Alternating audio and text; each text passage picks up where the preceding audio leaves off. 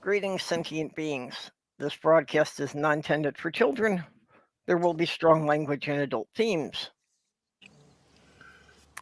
And with us today, we have Doc Fearsome. Hello.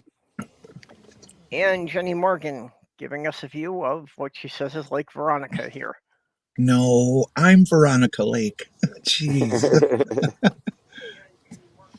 This is, I don't know the name of this lake, to be honest. I have no idea, but I'm sure it's not Veronica. I'm in a new place today. We're at Myrick Park in eastern La Crosse. It's a fairly popular place. It has pavilions and outdoor theater facilities, and it's quite heavily used by the community.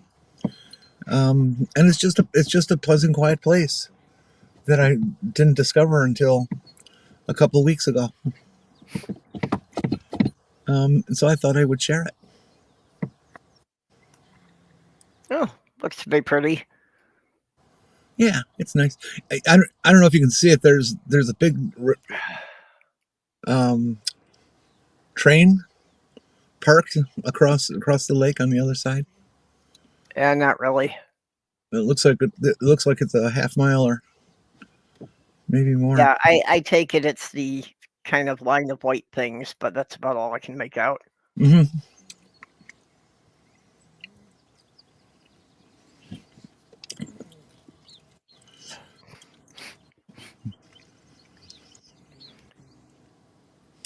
Oh, and what's that bluff over there? Is it? Help! Okay. I can't find my glasses.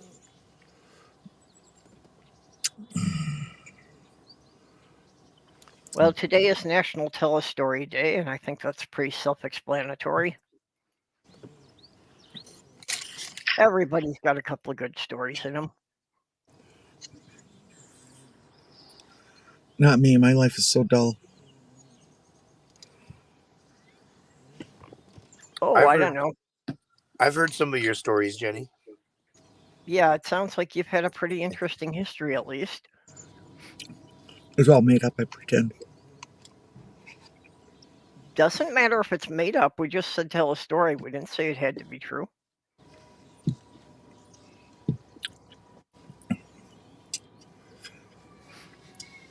So,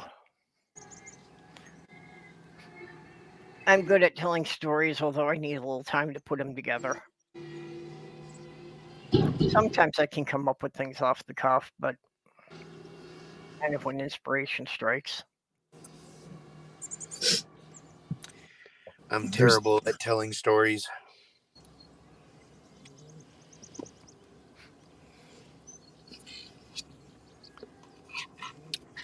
Okay, and in the side chat, of course, we've got Greg Hartwick, and J.R. Keat just came in. Sorry, J.R. Cleat, rather. And Demon Orb.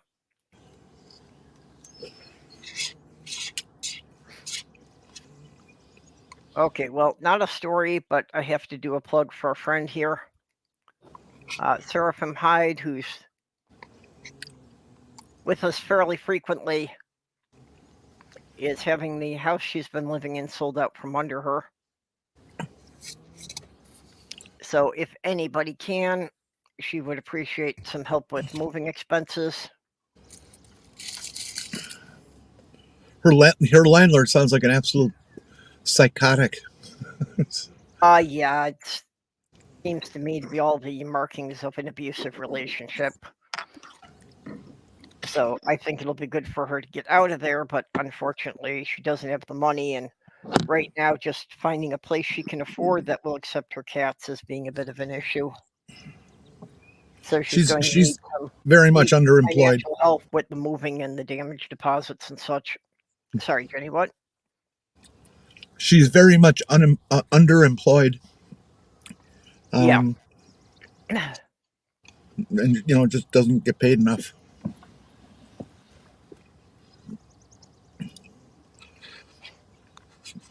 And she's an artist.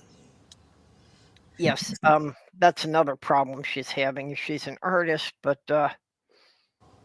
her tablet she's got an iPad and she broke the stylus, which unfortunately is going to cost her $100 just to replace the stylus. So now she can't even do her art, which was basically kind of her only way to decompress and, deal with her stress. So she's in a very stressful situation, and that's kind of been taken away from her.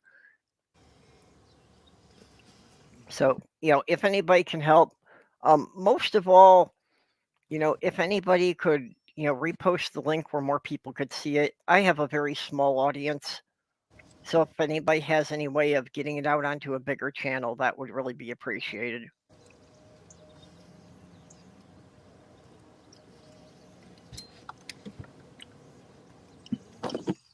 Okay, well. Quiet today. Yes, rather. I'm pretty stressed myself, as Jenny knows from our chat last night. I'm worried about my car and how serious the problem is, and if it's time that I may have to finally give up on my little Ford Focus. She is 20 years old, and I'm afraid this could be symptoms of a major engine problem, but Well, Jenny gave me some ideas to try and get a little better idea of what the problem might be, so we'll have to wait until I have time to take a better look at it and work from there.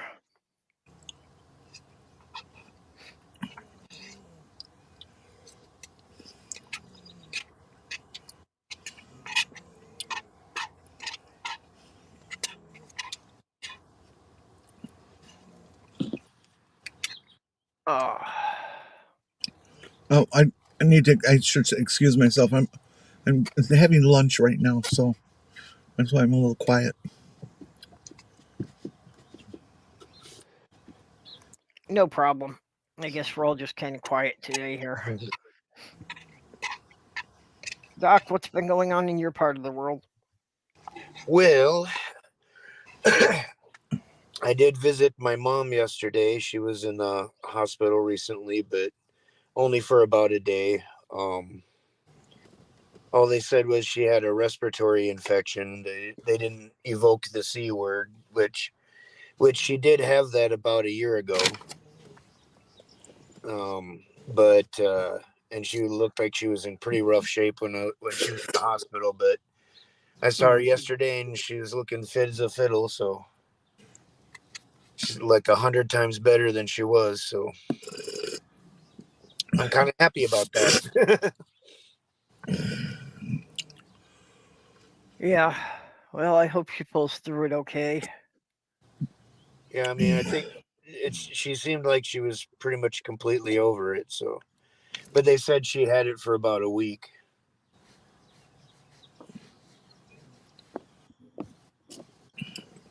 Well, that's good if she's past the danger point. The old lady's still kicking. But they didn't know what kind of infection it was? Nobody told me. All I ever heard was respiratory infection. Mm-hmm. Well, if she got over it in a they, week, it's probably not COVID at least. So yeah. And like I said, she already had a variant of that before. Probably one. It was, I don't know which variant it was specifically, but they said it was a relatively mild one.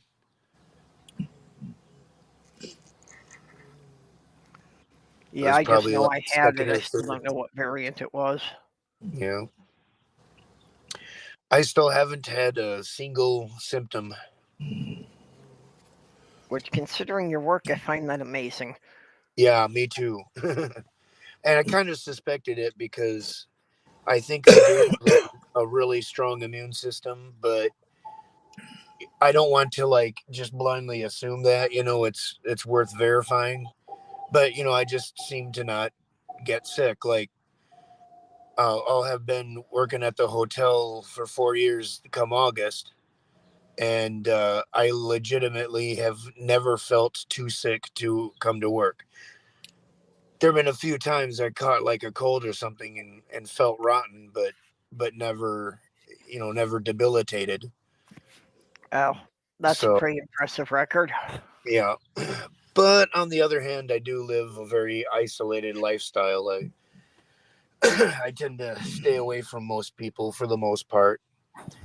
And my shift at the hotel, I'm pretty much alone most of the time. So, but I sanitize, I wear the mask, and yeah, so far so good. So, and that's one of the reasons I wear the mask, is because I'm afraid I'm asymptomatic. That seems a fairly strong likelihood, not a guarantee, but Agent. I don't want to be walking around, spreading the disease, especially if I can't tell if I have it, So Yeah. My concern's always been that with my allergies, I have most of the symptoms to start with. yeah, So apart from running a fever, I don't have any real way to know if I've got COVID. Anything else I could have for a couple of weeks, and I'd just think it was my routine allergies. What are you allergic to that you're having allergy symptoms this time of year? Well, we're still trying to figure that out. And actually, I had an allergist tell me that I don't have allergies, but I still have all the symptoms. So now I'm going through all sorts of things with an ENT. Although I rather question those allergy results, that it came up with absolutely nothing. That just doesn't seem right at all.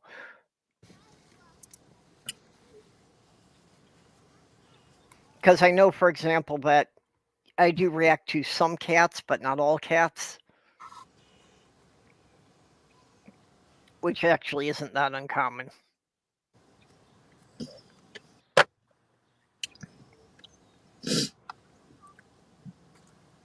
Hey, Slim, pop in and join us if you can.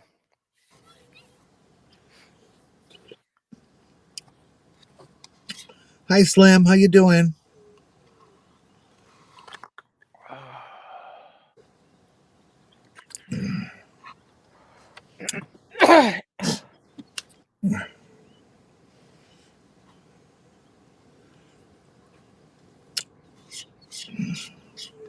Oh, dang it.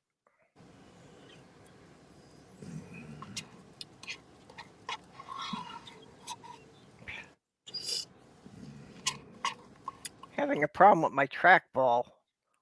But when I hold the button down to highlight something, as soon as I let go of the button, it erases the highlighting.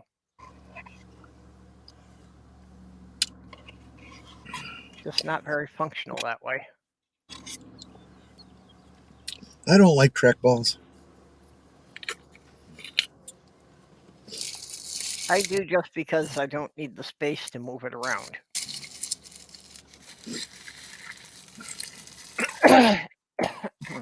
Yeah, I could just never get used to how to use them. I never liked a mouse.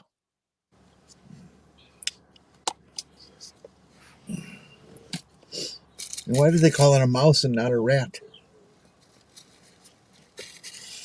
Because it's too small. Or a hamster?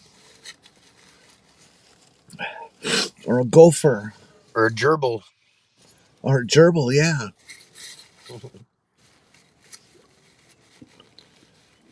Well, it's not a gerbil because it doesn't bounce.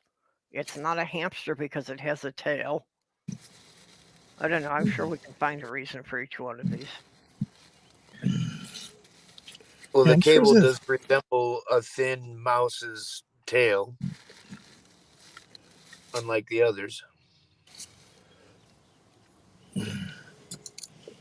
back in the early days of Macs, one company was selling these little mouse covers. Not like it was a necessary thing or anything, but it was of course shaped like a mouse. You'd put over it, and you could operate your mouse with this cover on it, so it added Yeah, to the stupidity of the whole thing. I've seen those, a little for cover. Yeah, they're kind of cute.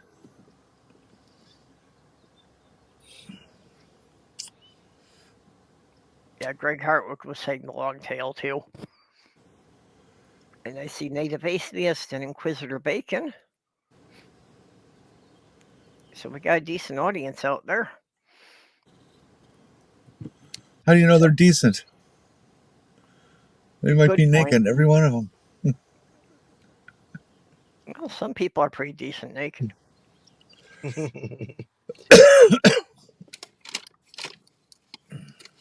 So this is National Tell a Story Day, so anybody who's got a story to tell can jump in here. Hey, Stool. Hey, Stool, come on in here.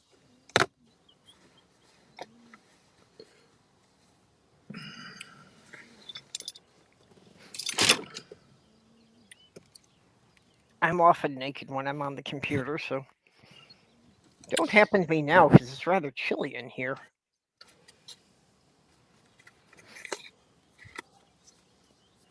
But it must have been pretty windy last night because the cover that's on the hole in the wall from my air conditioner got blown loose during the night apparently, so that's why it's so cold in here now. I'm well, I don't know what the superlative to offer, but it's a little disturbing how many trees we're losing from the high winds around here. This stuff just this didn't grow up in 70-mile-an-hour winds. Well, we have had more and more problems with soil erosion. No, I'm talking breaking off in the wind. Oh, breaking off. I thought you meant uprooting. Yeah. There's Will. Hello. Hi. How you doing now? Hold on, let me get my avatar. Hold on. Where is he? I was just about to tell people. Oh, I'm gonna sit here and drink my coffee. If you've never seen the movie, I was just about to explain to them that I took a contract out on you. Ooh, what kind? And that's why you weren't here. I wish somebody would put me out of my misery. Now, see, that sounds like the start of a good story. Oh, you want a story? What kind of story? I have Well, a it's funny... National Tell a Story Day, so any story you want. Okay, so I was this really sheltered kid who moved from the suburbs. I went to college and I dropped out, took a bunch of peyote and thought I was going to change the world. So I moved to LA, and my ex-girlfriend lived on this street called Hoover Street that overlooked Sunset Boulevard. And I was really naive to the world. And she had these giant windows in her apartment. And one day we were sitting there, we're chilling, we're watching television, and I asked her, I'm like, why do you have binoculars? And she looks at me and she's like, I've been waiting for this day. And we started playing a game called Spot the Hooker. And it's not as easy as you think it is, because there are some people who go there to mind their own business, who are just walking around, partaking in the businesses. And then there are people who are hookers.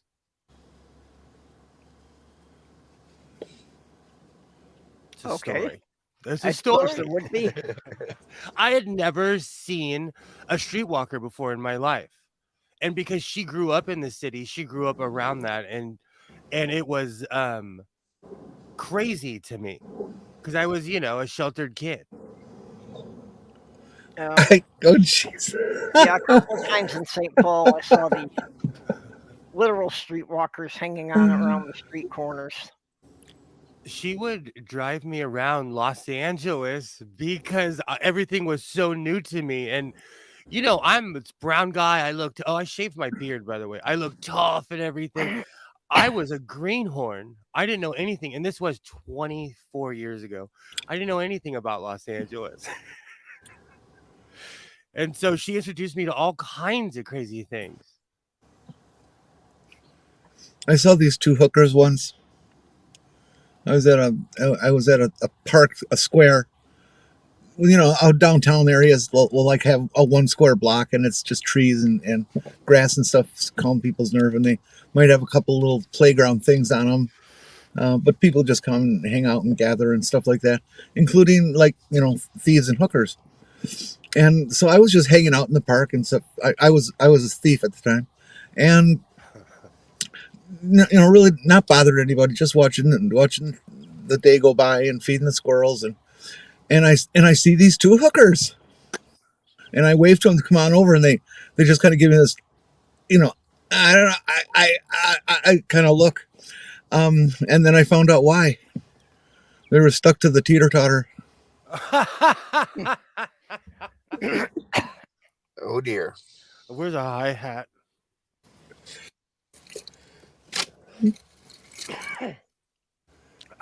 We need to pitch in for a hi-hat, and every time Jenny tells a dead body joke, we need to go rim shot.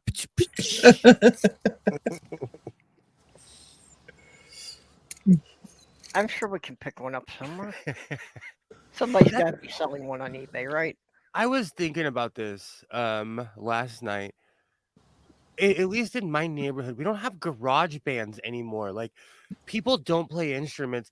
I know how to play like I know how to suck at 6 different instruments. And I was classically trained on the violin, but so was everyone else of my era, I think in the 90s. I never knew that about you. What, Jenny? I never knew that about you. That's kind of impressive. Oh yeah. Violin's the only one I ever kept up the skill on. Oh, I still play the banjo, but banjos yell. I have an acoustic. I still have my keyboard. Playing music, it's important for the brain.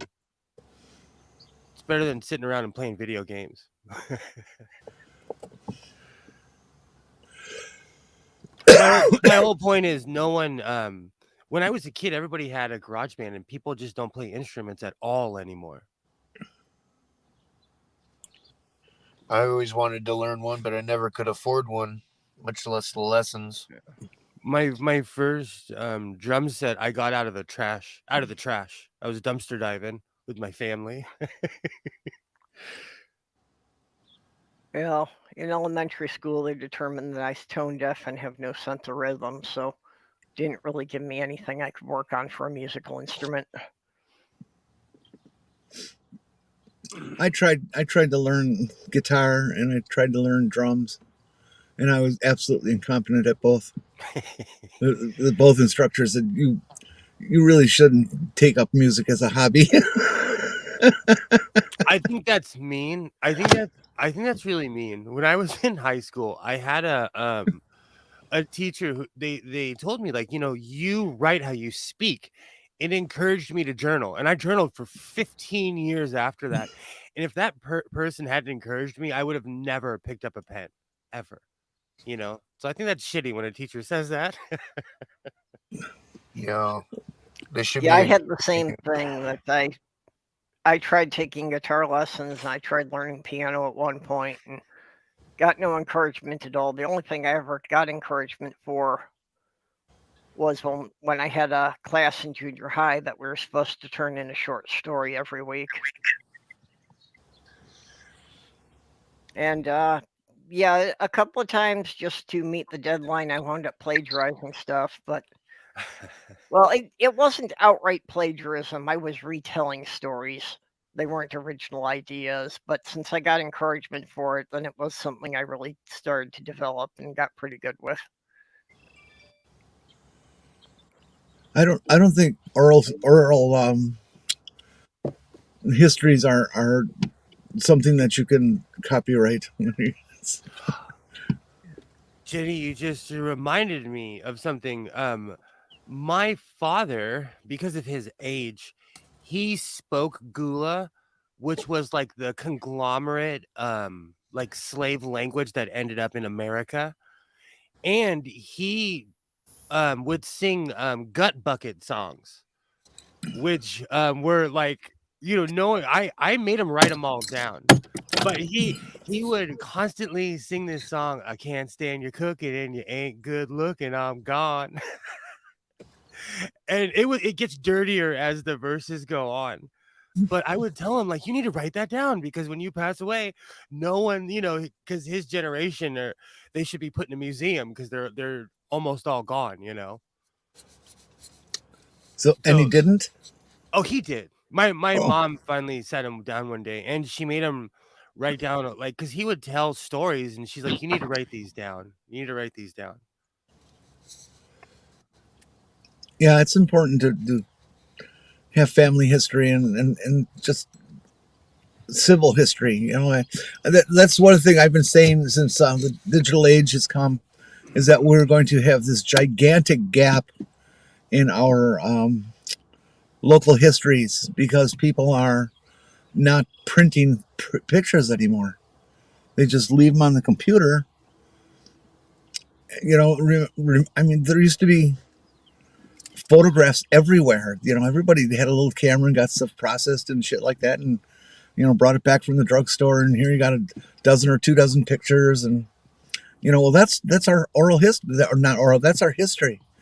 Um, but if it's on digital and it never gets printed, it belongs only to that person. It doesn't become part of all of us. This is me dressed as Chucky in early 80. But what Jenny's saying is true. My entire childhood is on Kodak or Fujifilm.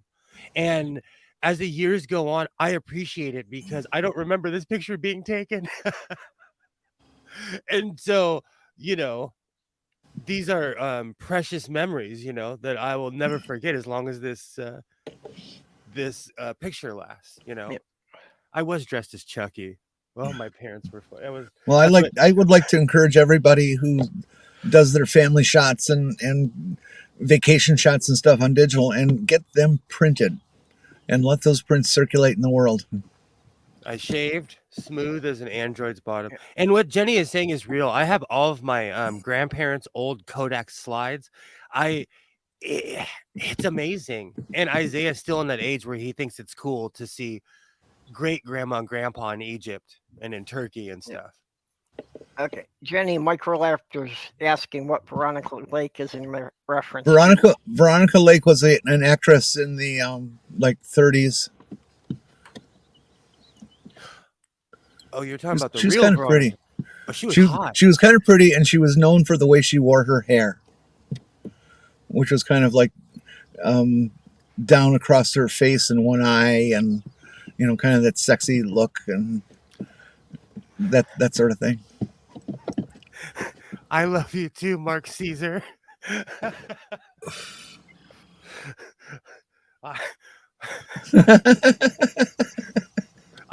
I'm seriously starting to think I'm going to invest in a tomb. Yeah. Instead of a storage unit, I'm just going to start building a giant building on the side of my town. Ooh, can I be preserved like Lenin? Sure. Ooh. I have so many. Naked or clothed? Hey, your choice. I won't care. I'll be dead. Although, Jenny, you say about people, people not knowing local history certainly is not a recent phenomena. It's something that's always frustrated me that all over the place there are all sorts of monuments and historical markers, and the people who live in the area virtually never know what they represent or what they're from. So you were never taught, look, when I was in elementary school, they taught us local history and they took us around to certain sites. Well, I did. I've always been fascinated by it myself, but it seems that most of the people just don't know. Like to this day, I haven't found anyone who lived in St. Paul who knows what that gun on the Capitol Green is. What is it? I know what it is. That's turret number 4 off of the Aaron Ward that engaged a Japanese submarine 7 hours before Pearl Harbor began. Oh. By my house. Oh, sorry. Go ahead. Why did it end up in St. Paul? The crew of the ship was mostly guys from St. Paul, apparently. Oh, okay. In my area, there's a ton of weird, Civil War history. and a lot of Union Army bases, because Fort Tejon on the Grapevine, up the 5 freeway, that was the border of California and Mexico. And so they put a fort in the middle of the mountain. Yeah, I was going to say people wouldn't really think of California as having any Civil War history. There's a ton of it. There was a guy named Beetle, and the 5 freeway, there's a famous swash where he blew up 2 sides of a mountain. It's called Beetle's Cut. And he was a Union or general, and they were plowing the land to stop the Mexicans and the Confederates, so to speak. Well, Basic- Microraptor does have a point here that is much of U.S. history. Or like, unfortunately, I can't believe I'm about to tell this story. I've told it again. There were a bunch of Mormons who marched down from Utah with an interpreter, and they saved California during the Civil War. It's a great Ken Burns documentary. If you ever get bored, and type in Ken Burns PBS. But it's really obscure history, and they've been kind of shoved off to the side because they were hardcore Mormons. But they saved California from being retaken by the Spanish, because they did try during the Civil War. Oh yeah, that's Yeah. I've never heard that before. There's a really obscure. It's and the only reason I know this is because of the Ken Burns statue. I've walked past it a million times, but there's an obscure statue that kind of commemorates their ordeal in the middle of downtown Los Angeles, because they basically helped establish what is LA. But again, it's racism, because they said all the Mexicans over here, all the white people, we're gonna build trains and go over here. Like, but again, in between what is considered Alvaro Street, which is the Mexican side, and Koreatown, which is Chinatown, there's a statue of them. And I didn't know that because and then after I saw the documentary, I took Isaiah down there, and I was like, I never knew the statue was here. So obscure California history. yeah. Through the Midwest, mostly we've got a lot of monuments to French explorers. We really don't have monuments here like that. We really don't. Yeah, pretty much along any major highway in Minnesota. I don't think you can go more than 50 miles without finding just some little stone with a plaque on it to some explorer. Wisconsin had this program. I don't know if it was Wisconsin or interstate, whatever. I'm pretty sure it's just the state though. Of making historical markers, and they have this at various locations. They have this big thing. It's probably 10 feet by 15 feet. It was filled with writing and explaining why this is a historical monument or historical marker. It's not necessarily this happened on this spot sort of thing. It's in this area. It's more generalized than that. But I always stop at everyone I come across just to see how much little tidbits of history that we never were taught before are on them, and they're always very revealing. And it's oh my gosh kind of thing almost every time. Yeah, my fiance used to, and I always used to do that when we were driving through New York. And of course on the East Coast, there's just all sorts of markers to the Revolutionary War and the founding of the country. You guys, Purple, I love you. When I had a tantrum this morning, I didn't want this much attention. Yeah, you have me on full screen. Oh, well, I put you on full screen when you had your picture. I know. I'm just giving you a hard time. I'm just trying to lighten it up. I love you guys. I'm Yeah, just tired of the Will's same old asking thing. who stole, or Stool's asking who stole your beard. Okay, I'm back from the alternate universe, and I'm not taking anyone's stuff either. I'm back from alternate universe. That was Mirror Will.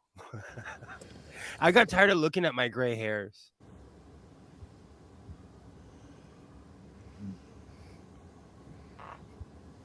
And it's less maintenance just to shave my whole face.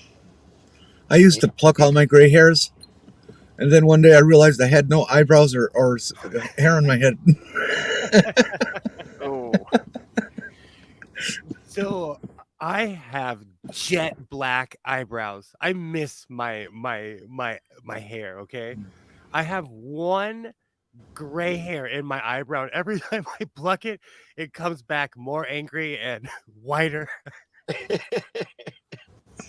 every time. So I've just accepted it. yeah, maids, that's a rather grim and dark footnote there.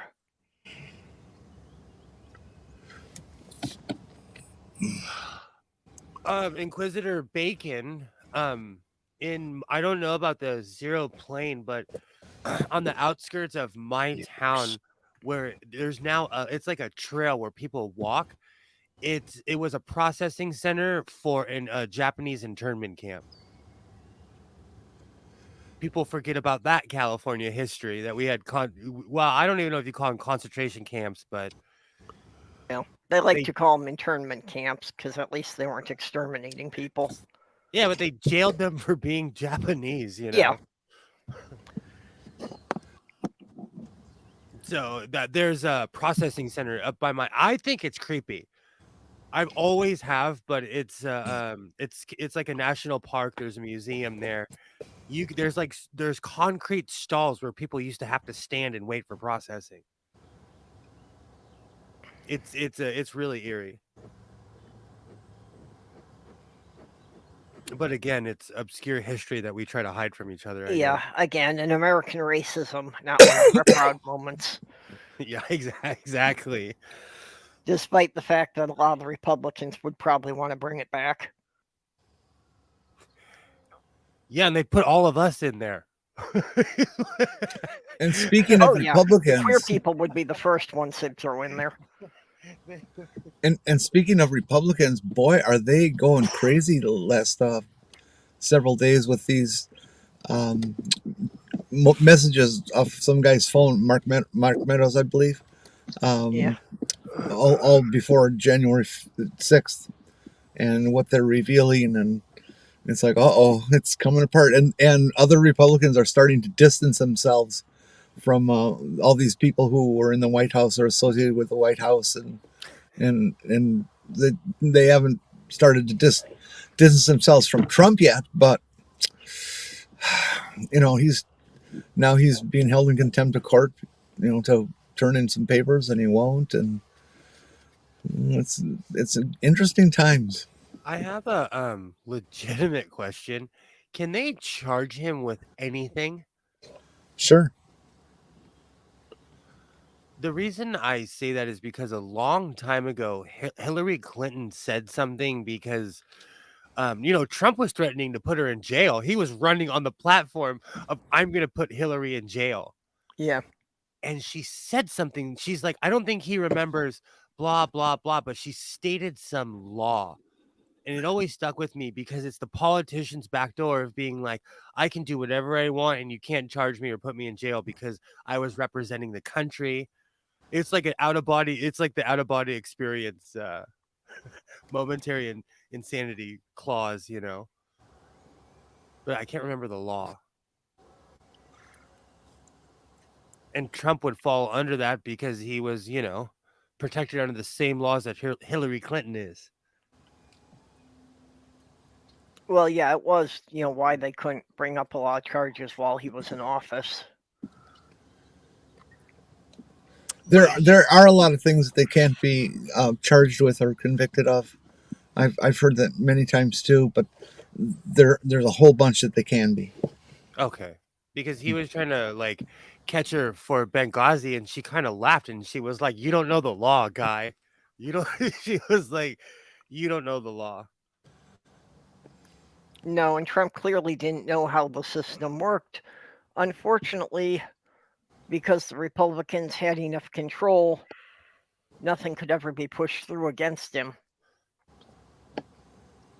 There were clearly a lot of cases where, he should have been caught on something, but because our system was, more about parties now than about upholding the law.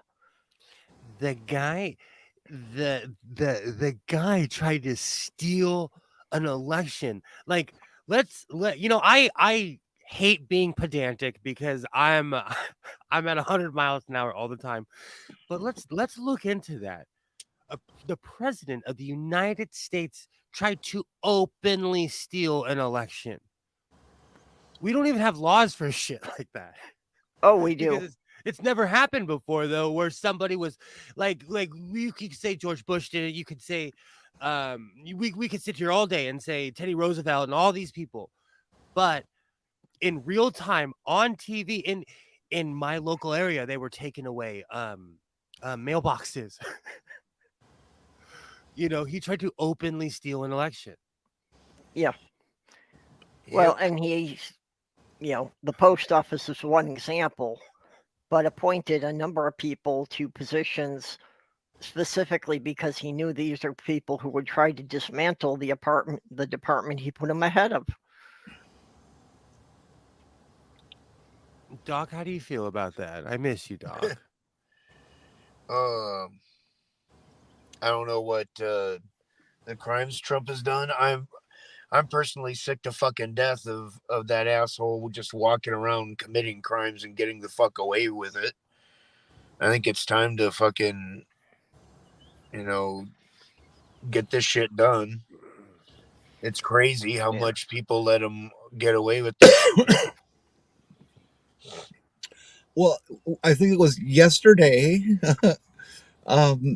Donald Trump did a typical Donald Trump and spoke when he shouldn't have been. I guess he was giving some sort of affidavit or statement, and he said something that incriminates him that he never should have said about taking responsibility for what this particular COO, chief operating officer of their corporation, who they were paying money under the table, so it avoided all taxes and declaration that it exists in the guy's life, and Trump took personal responsibility for that. I saw the headline. I didn't get to read the article for that. Well, he's going down because we're talking in the millions upon millions of dollars here. I hope so. Because I've been trying to avoid it. But I have a question for everyone here. Are you guys gonna stay on Twitter? Yeah. I am preparing. Intolerable. I am preparing myself for a rapid exit if I feel like I need to.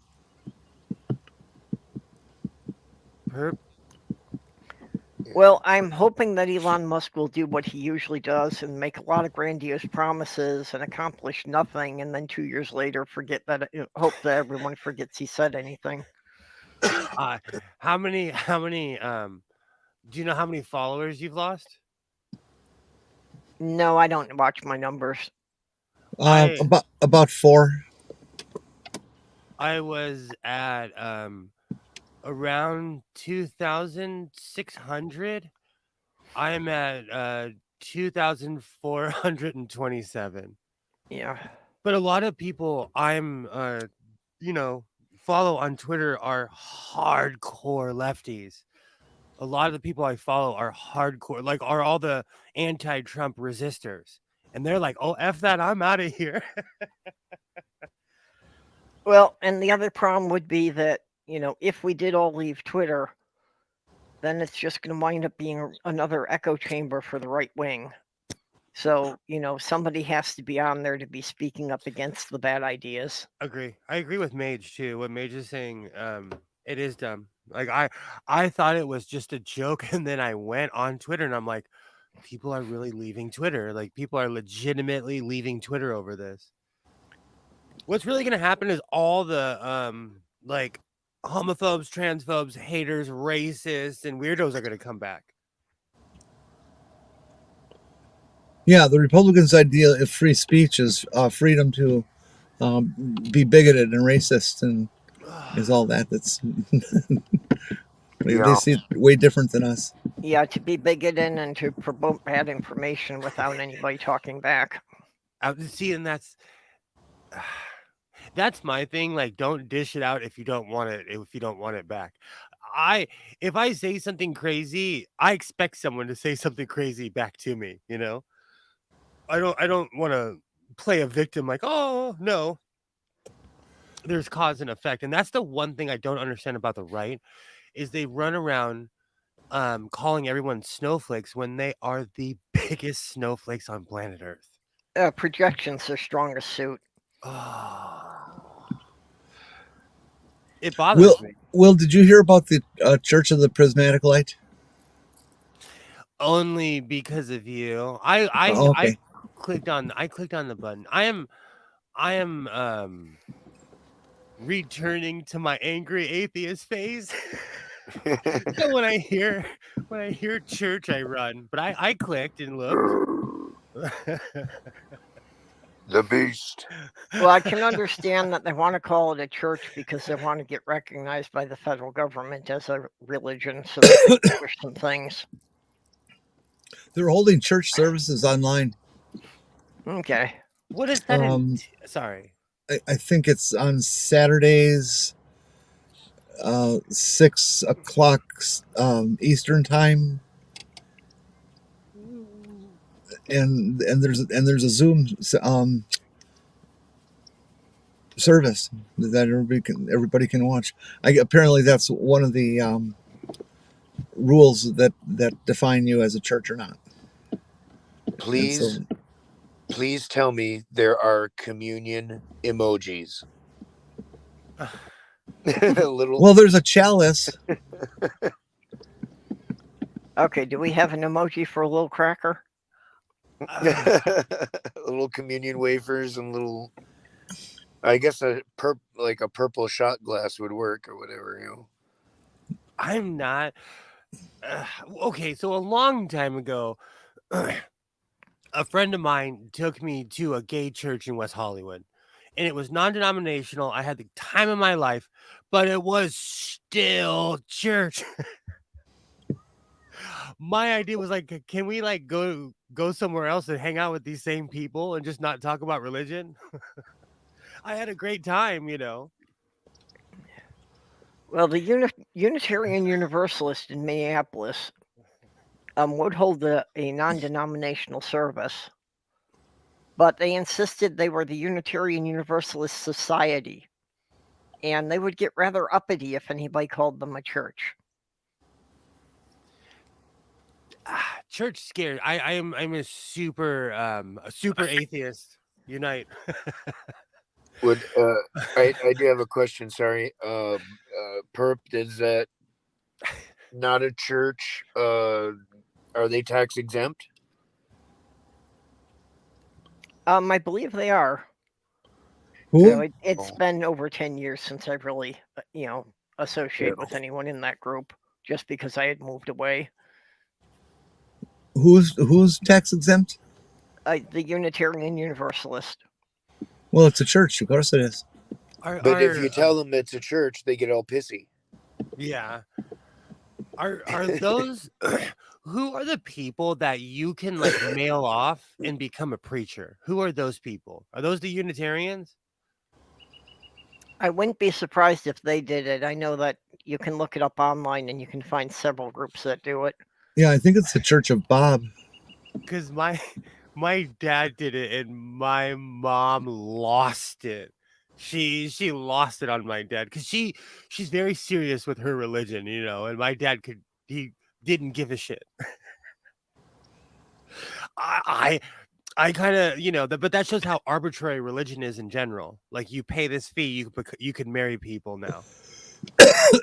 I'm going to apply to be a priestex in the Prismatics. I have to, write them an essay and provide all these personal detail informations, and I have to go through a background check before they'll let you on. So they actually have some requirements for it. It's not just something that they'll issue to anyone, huh? Yeah. You actually, it's not as slack as that thing. But once you are, and once the Prismatic Church is officially by the federal government recognized as a religion, I could perform wedding ceremonies and stuff. Like what Slim is saying, I don't think there's anything wrong with being an ordained minister at all. It's just the religious connotations. I think the guy at the meat counter at my local Safeway should be able to marry me. I Well, think that's the thing that they have to decide once and for all whether marriage is a religious right or whether it is a government recognized status. Well, it's Because with both. separation of church and state, it can't be both. Yes, it can be, and it is. The government recognizes all marriages, regardless of religion, so they stay clear of the First Amendment and stuff with that. But people still choose to go to the church of their choice and be married in the church or temple or whatever. Mhm. Well, that's why we had a several decades long fight over gay marriage, was because the government wasn't recognizing some. Exactly, but now it does. Yeah, Marriage, anyways. I don't know if that necessarily means that they recognize all marriages. They do. It's it's up to the church whether or not they want to recognize it now. Well, then why does somebody have to be an ordained minister or an officer of the court to perform the marriage? It has nothing to do with the court. It has to do with in the church. If you want to get married by a preacher of a given religion, they can disallow you if you don't meet that religion's criteria. But okay, I can't perform a marriage. That would not be legal. Okay, so I know a little bit about this. Depending on what state you in, like if you lived in the state of Nevada, you could take a class, put on an Elvis wig, and marry anyone you want. You can't do that in Utah. I filled out a thing online and I became an ordained minister. So I did it at the urging of a friend who's no longer a friend. For some reason, he was dead set on the idea of me going online, registering to be an ordained minister, so I could marry them. I don't know what the deal was. Everybody should take the time to hit YouTube for John Oliver and dig up his 30-minute bit that he does on that show and him becoming a church and him a priest or whatever. Oh yes, it's humorous in the John Oliver way, but it's also all this factual information. Yeah. He went through all the legal loopholes and everything that you had to do to set it up. So it is actually an official church. Is that like when Conan O'Brien said manateesex.com on TV, not realizing that as far as the big channels go, if you say something like that, you have to create the website. There's some weird thing where they're not allowed to say fake websites on television. Oh really? I didn't know about that. So because of Conan, I don't know if it's still up, but manateesex.com was up for a while. And it was sponsored by NBC. Oh dear. I still have in my phone, I still have the Doctor Who app from the 9th Doctor, from Christopher Erickson. I just can't say his last name. But the 9th Doctor, they had this really obscure, weird. Yeah, the site is still up. That's so crazy. But if you say something, you legally have to put the website up.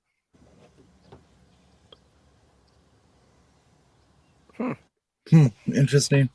Even if it's like a non-functioning website, like you don't say .com, you say something else that sounds like it or parodies it.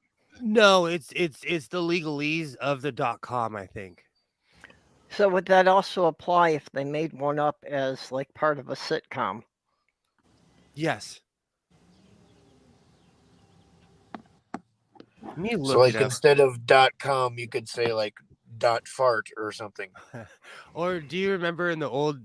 I'm old. Do you remember when they used to say 555 for everything? Yep. Yeah, Mhm. yeah. I miss those days. They still do. Oh, they do. I don't watch sitcoms at all anymore. YouTube killed my imagination. No, I'm kidding. I've kind of grown out of.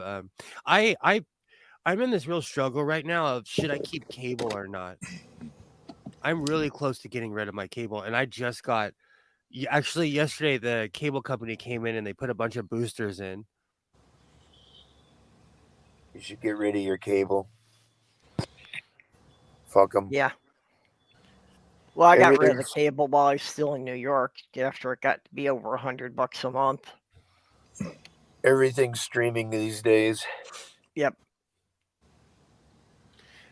I paid for hockey already, so with that service, I was thinking about just getting rid of my cable because it's literally the only thing I watch on television is sports.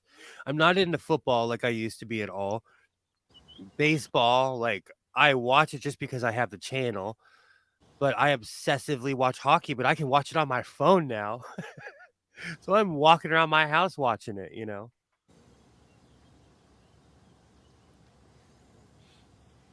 So I'm in this dilemma of should I get rid of because I got rid of my landline after 100 years. I finally stepped into this century.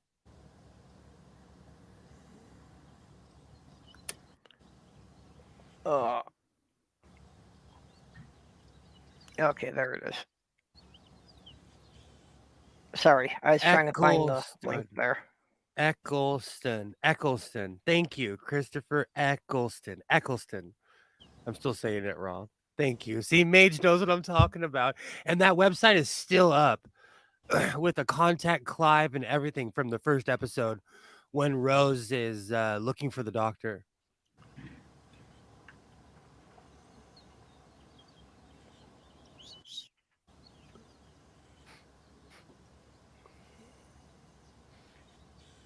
Oh, Skin sorry, I'm trying to Scratcher, keep the description updated here. that's the only reason I could find my phone. That's the one reason I regret getting rid of my landline.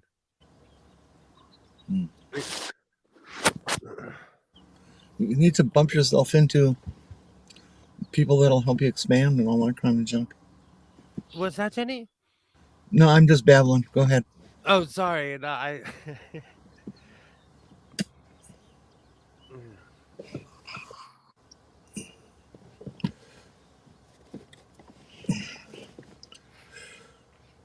Actually, Sloth Girl still has a landline, but about the only reason for that is that she needed something with a local area code for our system's doorbell to work.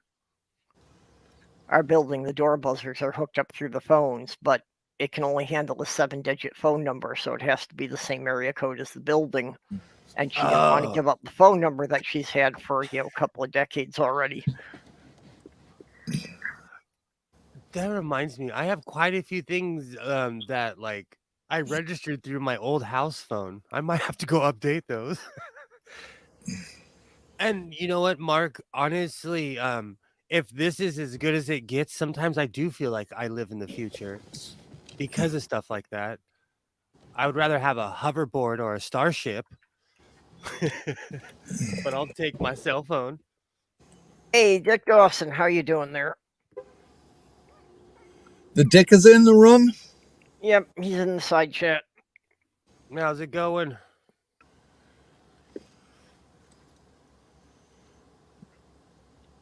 But do you ever feel like you live in the future? I always claim to be old as hell, but I'm not that old, you know. And when I was a kid, I had a black and white television in my room. Yep. And only 13 channels. I realized the other day, was it yesterday, day before, I forget. What's the worst possible thing the media could ever name you in a story? the worst thing that they could possibly call you is the oldest person on Earth. Because as soon as they do that, you know your time's coming. Oh, don't tell me that that man from Georgia that smoked cigars passed away. No, he was just named the other day. Oh, Some woman died before him. Oh, leave him alone. He's doomed. I used to look at my grandma in awe of the fact that she was 99 years old. I would talk to her all the time. I'd ask her questions about the old days. Like I wanted to know everything because of how much older she was than myself. Yeah, there's always those things going on Twitter about, name something that kids these days wouldn't understand, and it's like, where do I even start? Just the whole idea that there are people voting age who have no concept of a time before the internet existed. Yeah. I always think like if you gave, let's say you gave a 12-year-old nowadays a Walkman, they would they would be like, what is this foreign device that you're giving me? When I was younger, I couldn't live without my Walkman. You mean you have to rewind it? What?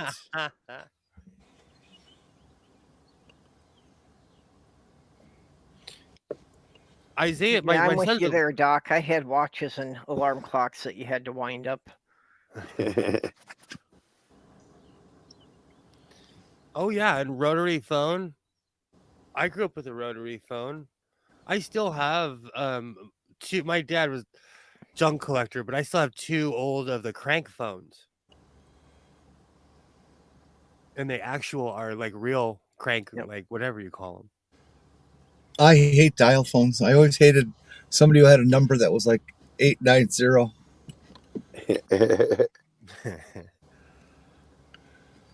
Oh, now I have that song stuck in my head. 8675309. I also miss with landlines, you being able to look at somebody's phone number and tell what part of the city they're living in. Yeah. Yeah, back when they had after the area code, the next three numbers were the exchange.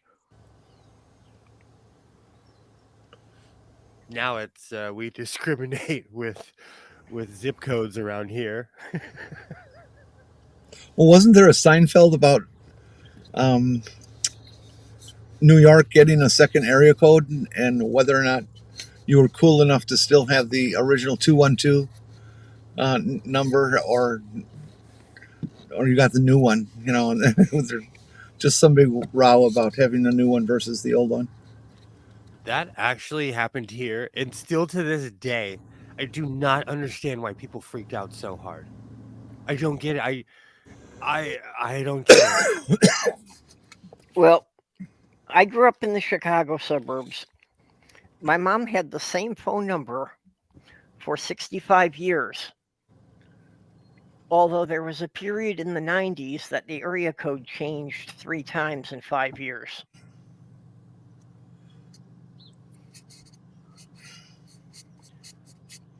Yeah, Wisconsin got all upset when it suddenly had 2 new area codes. Yeah, well, because, in the 70s when I was growing up, from the borderline to Indiana to the borderline to Wisconsin, that whole northern half of Illinois was all a single area code. Chicago and everything that bordered it was one area code. Yeah, it was all 312. Yep. They had that here too until we hit like 7 million, then they had to do something. And now we're at 10. It just makes me laugh because around here everything's about your status. So people judge you by your area code. Yep, Skits, I remember doing the term papers from the actual paper-bound encyclopedias.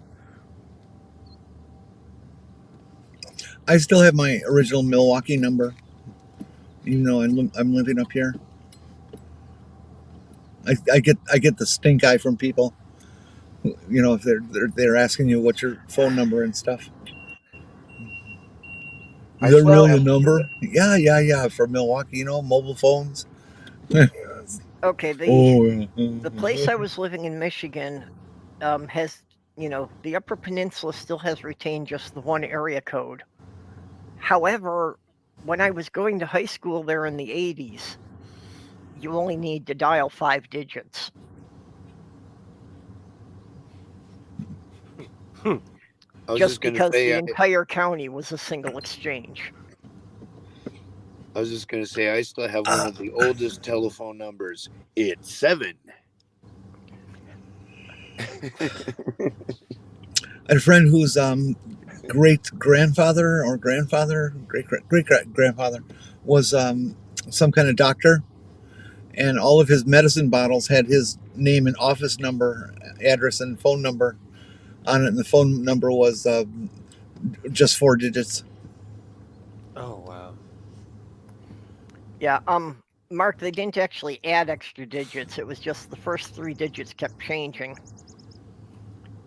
Because actually, in the US, at one time, the same as zip codes, that each state just had one area code.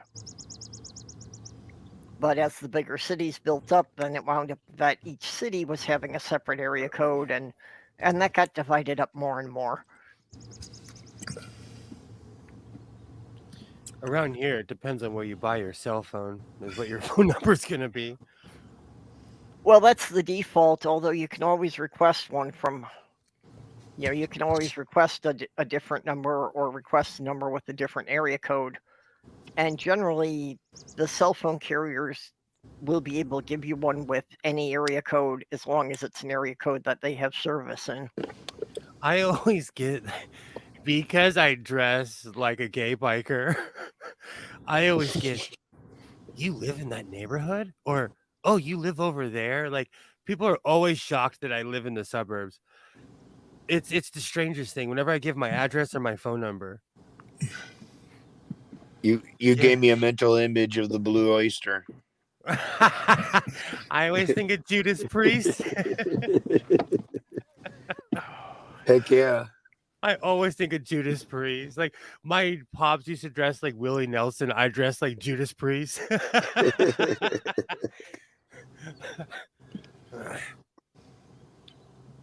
I'm not skinny enough to dress like Willie Nelson. I don't have the body.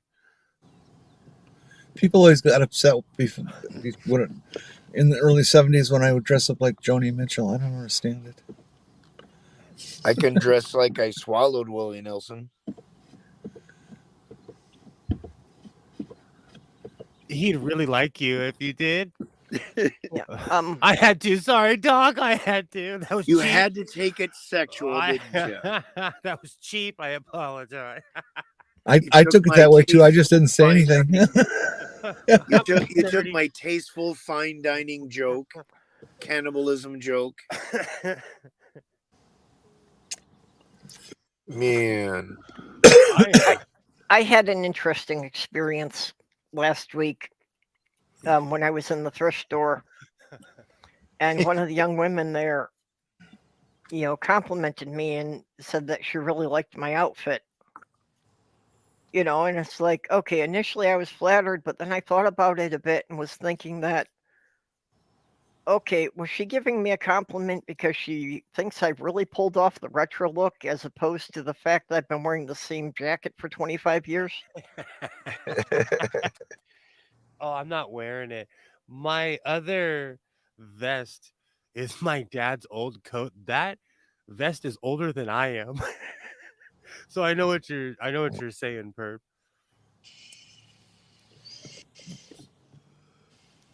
Hey, I kind of take it as a comment. You live.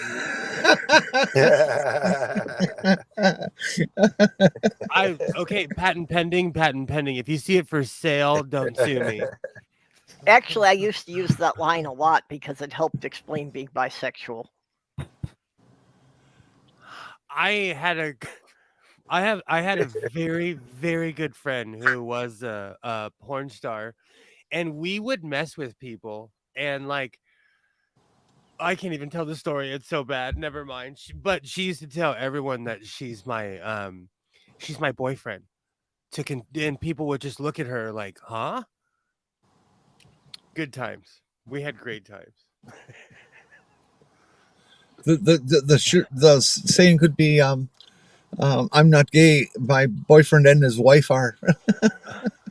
That reminds me of one of my favorite John Wayne lines. I won't shoot you, but old Stumpy will. No, Mark, that's it. I'm not gay, but my boyfriend is. One of my favorite sayings, and I did How get am this I doing online. this? One of my favorite sayings is it's like a skeleton and it's burning down a city and it says, "Be gay, do crimes." I love that. I don't know if it's an LA thing, but I've seen people wearing it and I'm like, I'm gonna steal that design. Every time I see someone wearing it, I'm like, I tell people that is the greatest t-shirt ever. Maybe it's an LA thing, but around here, people wear shirts that say "Be gay, do crimes." Okay, here's one young people won't remember. You could get thrown in jail for wearing a T-shirt like that. Oh, in Florida, you're not allowed to have like around here, you could a lot of people call themselves the F word, and because I say it a lot. The LGBTQIA plus community here is huge. I know someone that has world class F word on the back of their truck. And they've never been pulled over. In Florida, that would be illegal because they have weird decency laws. In Yeah, California, we don't.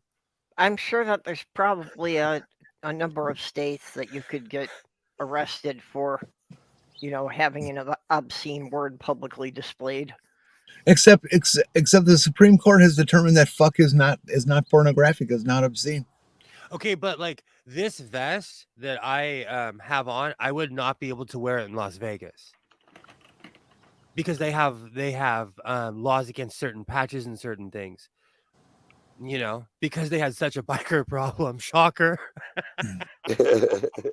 So you can't wear certain it's not that you can't wear it. The cops will walk up to you and be like, "Where are you from? What are you doing? How's your night going?" The news report from yesterday is starting to get around. A guy is going after, let's see, Oklahoma or Nebraska, one of those two that banned all the books, and demanding that for his religious protection they have to ban the Bible because it's obscene and has all these things of violence and blah blah blah. Yes. No, I haven't. And it's it's gonna have to get a hearing. It's gonna have to go to court. Yeah, I tweeted out a report on that yesterday that I had seen. Yeah, that among other things, he's saying how can they possibly let this be in school? It features bestiality. Wow. It is true. And that's usually the case with these ridiculous laws that they've been passing, is that it doesn't occur to them that someone of a different religion can use it against them.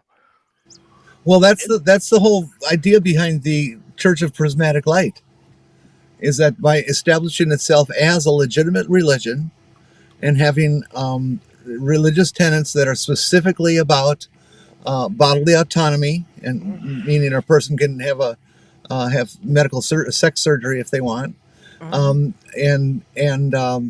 the freedom to express themselves, the freedom to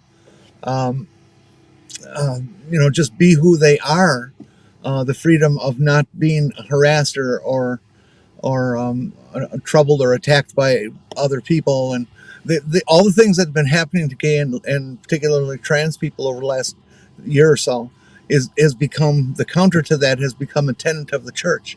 So if the church really does make those their tenet and really does turn itself into a real church, they can file suit against all these states one by one that have passed these anti-trans laws and get them absolutely squelched into the dirt like they should be. and there's nothing they can do to stop it, because it's Well, the exactly big what one, another church has done. the big one now, where I think the Republicans have really gone over the line, and I think it's going to really backlash on them, is that they're promoting hate against school teachers. You know, they're saying that all school teachers are pedophiles who are grooming kids. And I can't see that one playing out very well for them in the election. Even right now in the turf world, that's their new aim. That is their new argument right now, is against teachers. And they're, Well, sorry, go ahead. no, it's just really quick. I know that it's all fair use, okay? I know that we're allowed to take someone else's video and clip them and talk trash about them. I think it's weird, it's creepy, and it's stalkerish. There's a lot of people I don't like. I leave them alone. I don't participate in their circles. I don't go around these people. I would never. I don't know. I'm not a response video kind of guy. So the TERFs are reaching new lows of taking people's content and then misappropriating it and saying, "Oh, they really said this and this," when that's not what they said. And they're attacking teachers. Yeah. Well, some of the books that they're banning may talk about sexual anatomy, as just part of the story of whatever book you're reading, and it may say something like penis, and suddenly this medical word that you used to be able to use because it is a medical word, not slang, is getting banned. Yep. All right. Well, what are they doing with the language? This is more radical than it was in the 50s, as far as what is considered dirty, quote unquote, dirty. Oh, where is well, again, it's a case of the Republicans forgetting that there was part they weren't supposed to say out loud. Because for decades they've been trying to undermine the public school system because they want everyone to be able to send their kids to church schools, and they don't really care about anybody who can't afford to send their kids to a church school.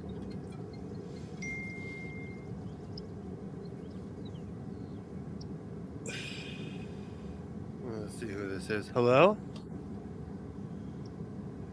Service Center.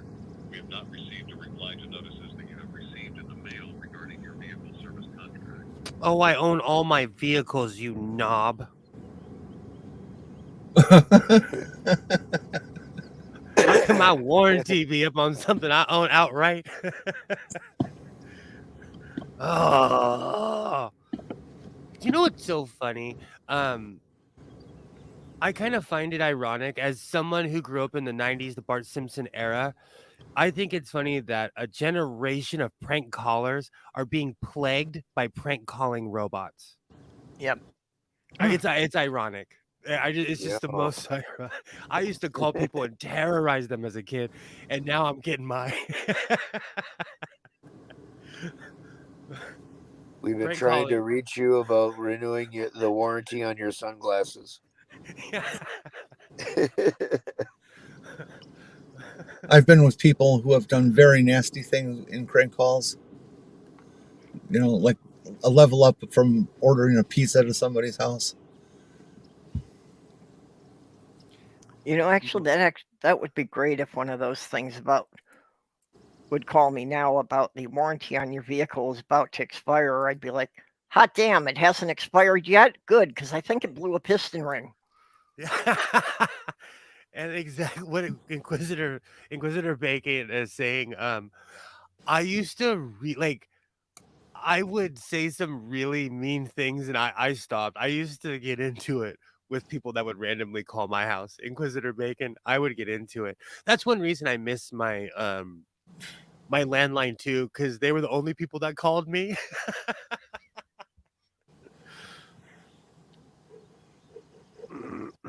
Oh, I forgot what I was gonna say.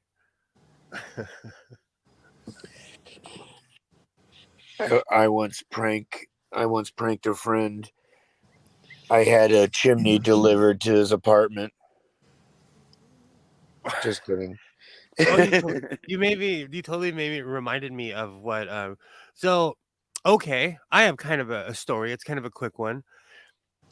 we were my cousin and I, we were prank callers. Like we were a little bit older. I was like 15, 16. And one night at 11 o'clock at night, I get a phone call.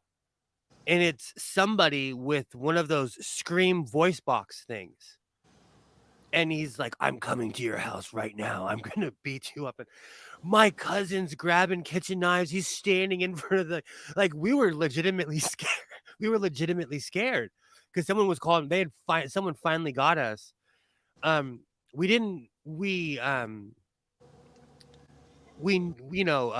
went by. We're at a family function and my brother is kind of staring at my cousin and I, and he's like, and we're like, what's going on? And he's like, I don't know if I want to give it to you. He looked at us and he was like, first off, you guys are the biggest wusses on planet Earth. Because we instantly were like, come to my house and blah, blah, blah. We weren't going to do anything but call the cops. And second, my brother gave us the voice box and we wreaked havoc with that thing. But I had one of those Scream voice changers that legitimately made your voice sound like this. It terrorized people. It was awful. This was pre-internet, before we could mess with each other face to face, before we could terrorize each other online. Yeah, prank calls. Can't do them anymore. Everybody's got caller ID. No, and I don't even as an ex-prank caller, I look at sock accounts like kind of wussy.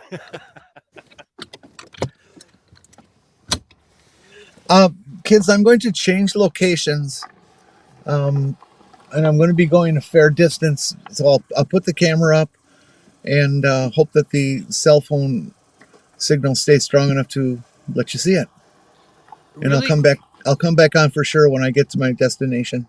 Sorry, Okay. really quick, Jenny, can you go swimming in that lake if I just wanted to? Sure. That's awesome. Oh yeah, there's a lot of good swimming lakes around Minnesota and Wisconsin. Yeah, this is up north. Everything's clean. You could probably pull 1.5 foot long fish out of it. Could I take a sea-doo in it? What? Could I take a sea-doo? That I don't know. That could be regulated. Yeah, that kind of varies from county to county. I've always wondered about that. It's not like in Alaska where you. Yeah, some of the lakes they're fine with it. Some of them they just don't want that kind of disturbance. It's also pollution too. Yes, Stool, we're going to the dogging destination number 2. That's right. We're going to go dogging. Okay, I'm gonna put Jenny up so we can watch her drive. I bet COVID killed that. I bet COVID killed the dogging scene. So, Well, in the 80s, AIDS pretty much killed it. I don't know if it ever really recovered. It was huge in the late 90s, early 2000s. so given what dogging is, what would catting be? Catting would be just wailing outside of somebody's window without them responding. Around here, that you'll get a restraining order for something like that. And why stop at cats and dogs as family pet metaphors or what have you, or slang? What about parakeeting or goldfishing? Goldfishing sounds dirty. Oh yeah, I totally goldfished her last night. Oh, we did the goldfish. Well, we already know what gerbling is. Ew. Oh dear.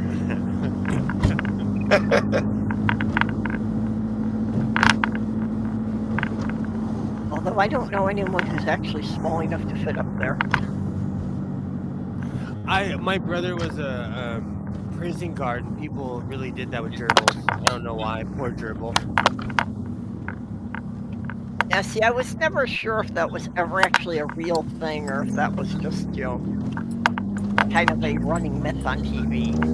Okay, so Neither do I. Keep in mind that because of the age disparity between my brothers and I, they were getting hammered and telling stories when I was like 9 or 10 years old, you know? And they were all prison guards, so maybe it was true or maybe they were just telling stories to a little kid, you know? Because my brother's a Fed, and he would always say stupid things like that. And another one of my brother, he did processing in a federal prison for over 20 years, and he would say stuff like that. But I believed all the drug stories, but I never believed the animal stories. Well, I would think it'd be pretty hard to smuggle any kind of animal into a prison. Alive. Yeah. Ugh. I've thought about it. I really thought about it. I have All not those given it a episodes. lot of thought, but there was that South Park episode, so after that the references just come up all the time. And I know we all are hating on South Park right now, and some people are because they attack everybody. But the episodes they had about COVID on Paramount Plus were hilarious. Doc, please tell me you saw those. I never saw those. Oh, excuse me. Hey, buddy, those pants look awesome. Isaiah's got his camo pants on. Sorry, I was Finally. in the middle of an operation. It's okay. Oh shit! Remember the hip bone's connected to the leg bone. Do we still have Operation? The second you said that, it made me think of the board game. I think we still have it. I probably haven't played.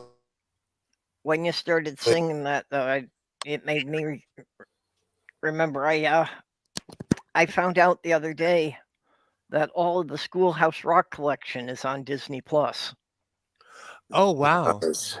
because they bought ABC, so they now own all the rights to that. That brings me back. Like, there are certain things that I watch and I get weirdly nostalgic.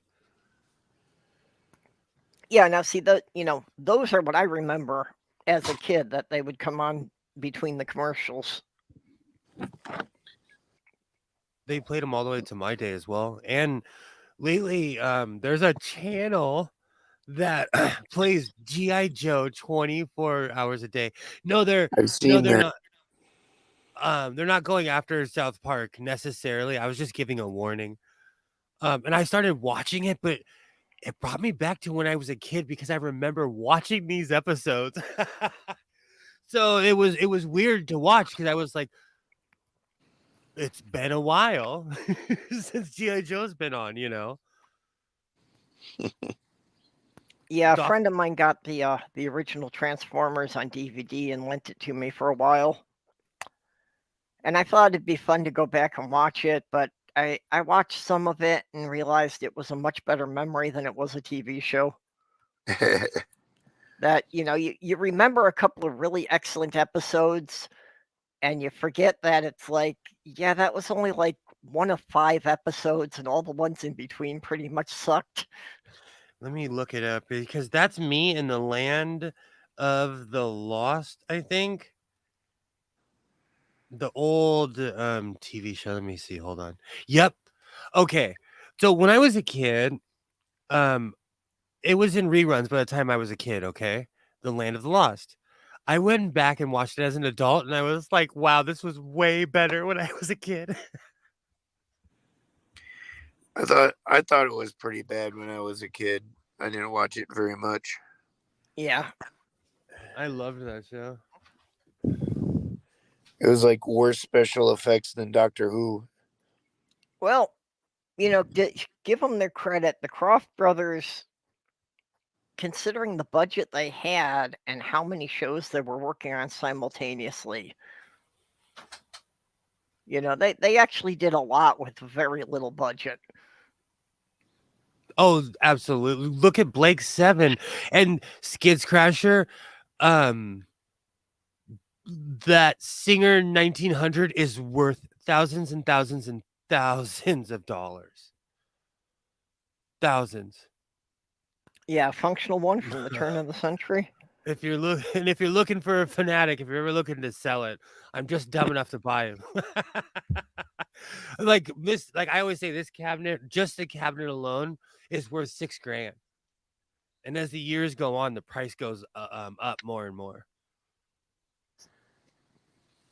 But I speaking of crappy shows, I am obsessed with Blake 7, and you have to have a bit of an imagination to watch it because it's some of the worst effects, and they use a lot of the leftovers from Doctor Who.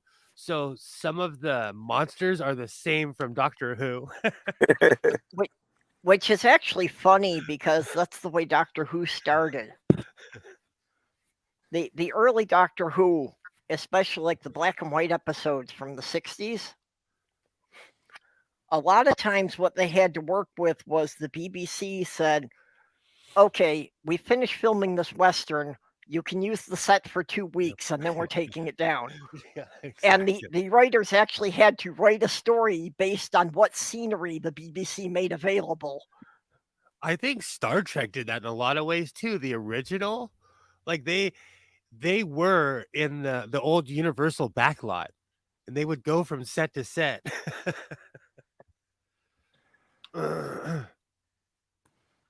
Even in Blake 7 in season 4, the first episode, there's a monster they're fighting off. There's a monster they're fighting off, and the monster they're fighting off is it's in one of the John Petrie episodes. And yes, I said his name funny because I can't speak English properly. I thought it was Pertwee. Partwee. I say Petrie. But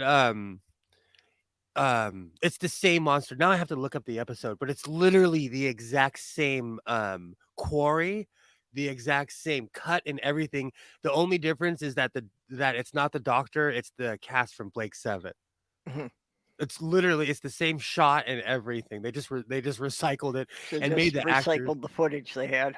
Yeah, it made the actors act around it. But if you watch those old, especially the old BBC shows, they filmed in the same rock quarry all the way up till the David Tennant era of Doctor Who.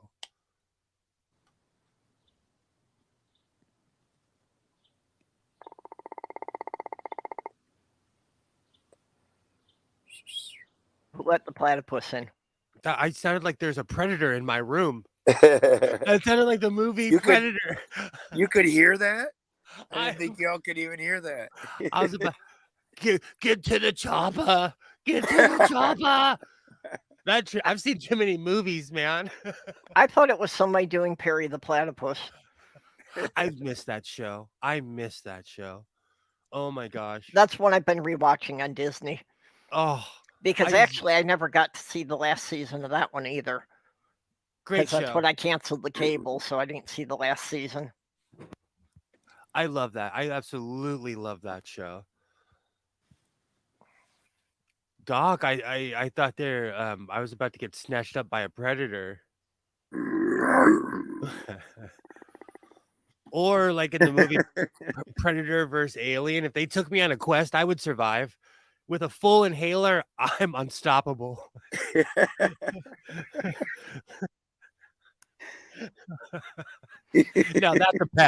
Now that's a patch right next to I'm not gay, but my boyfriend is. With a full Except inhaler. that you suddenly find out that the predators are deathly allergic to ibuprofen. Oh. Those are great. And you know what? I'm gonna watch those movies. I think I have all of them except for Requiem. Those are great movies that no one ever talks about anymore because we're all too serious nowadays. Those were great movies. I vaguely Yep, I like remember the them, Predator but movies. to me they're all they kind of all blur together. I don't remember which is from which movie. There was a Danny Glover was in the second Predator movie, and it was in LA, and it was early 90s, late 80s, overblown, but it was a great movie. Yeah. Great movie.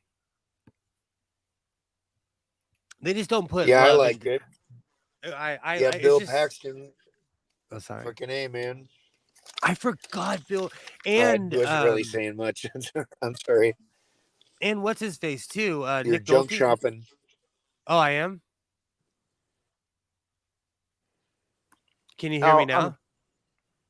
You sound okay, Will, but Was that Skits was asking who's Seraphim Hyde.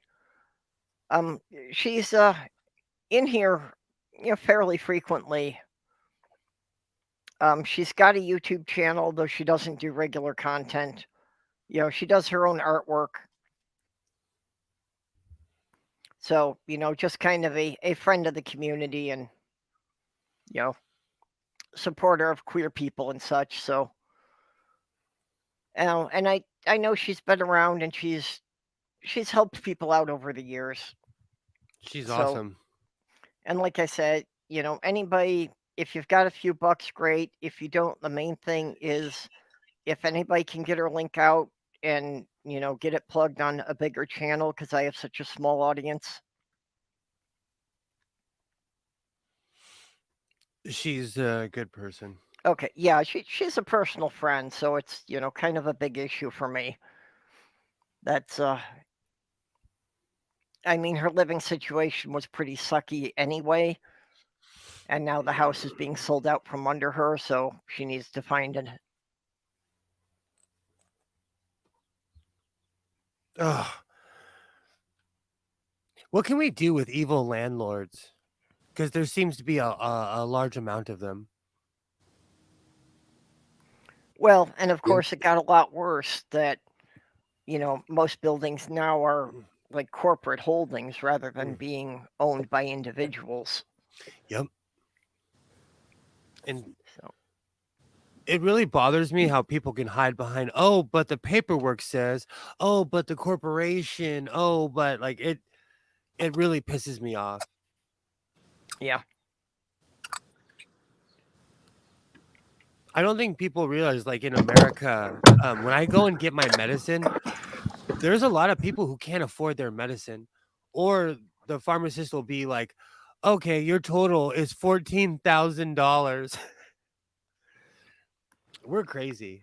Well, and I've been homeless and I've been close to homeless at times that, yeah, just having a $3 copay was enough to mean I couldn't get my medicine. Same. The Hollywood Clinic had a $5 copay if you weren't homeless enough. I agree, Slim. Sold. I like that idea. I have a number 3 wash tub and a chinamia. We could slowly boil.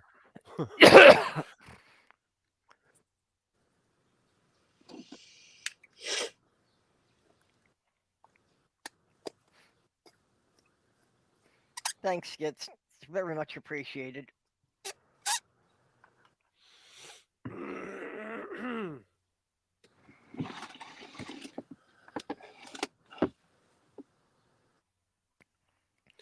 I have.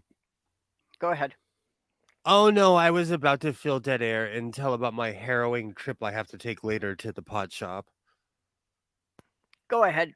Another good story for the day. So I don't understand and why pot isn't legal.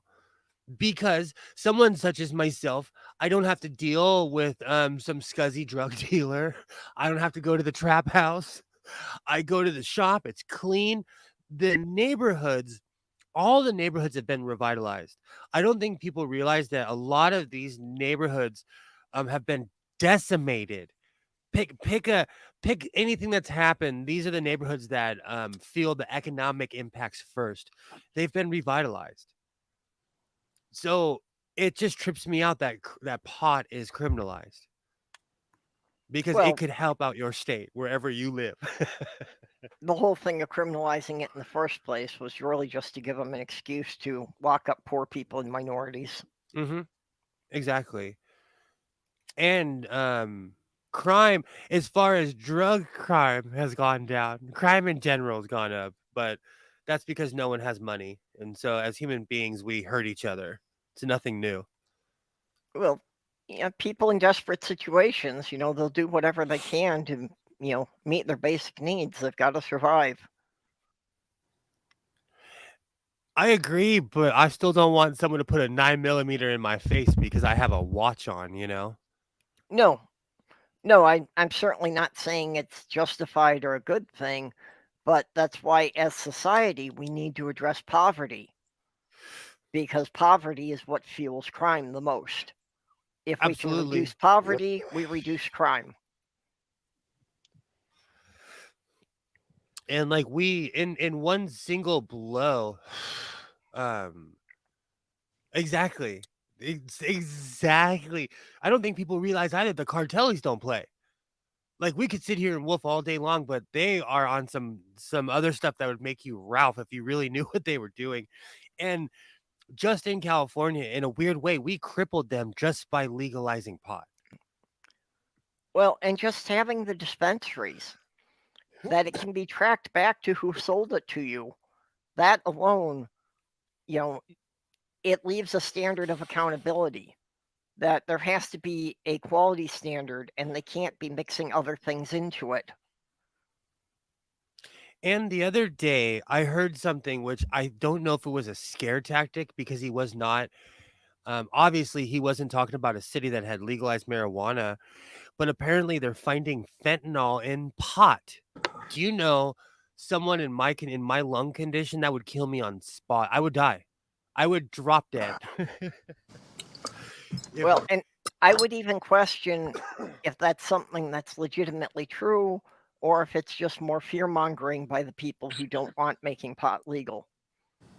I agree. It scared me. I'm back. Yay. Hello. So, we've been here before, haven't we? Yeah, this is just on the west side of the Mississippi. So, can I take a Sea-Doo and go in there? Absolutely. Oh, that's awesome. You So can take is a that paddle Eau Claire, boat in there if you Wisconsin, want. across the river? Pardon? Is that Eau Claire, Wisconsin, across the river then? No, we call it lacrosse. Okay, that's lacrosse. That's lacrosse across. We had a terrible thing happen here this weekend. A little 10-year-old girl, this is in Chippewa Falls, which is just next to Eau Claire, went missing, and they found her late yesterday, her body.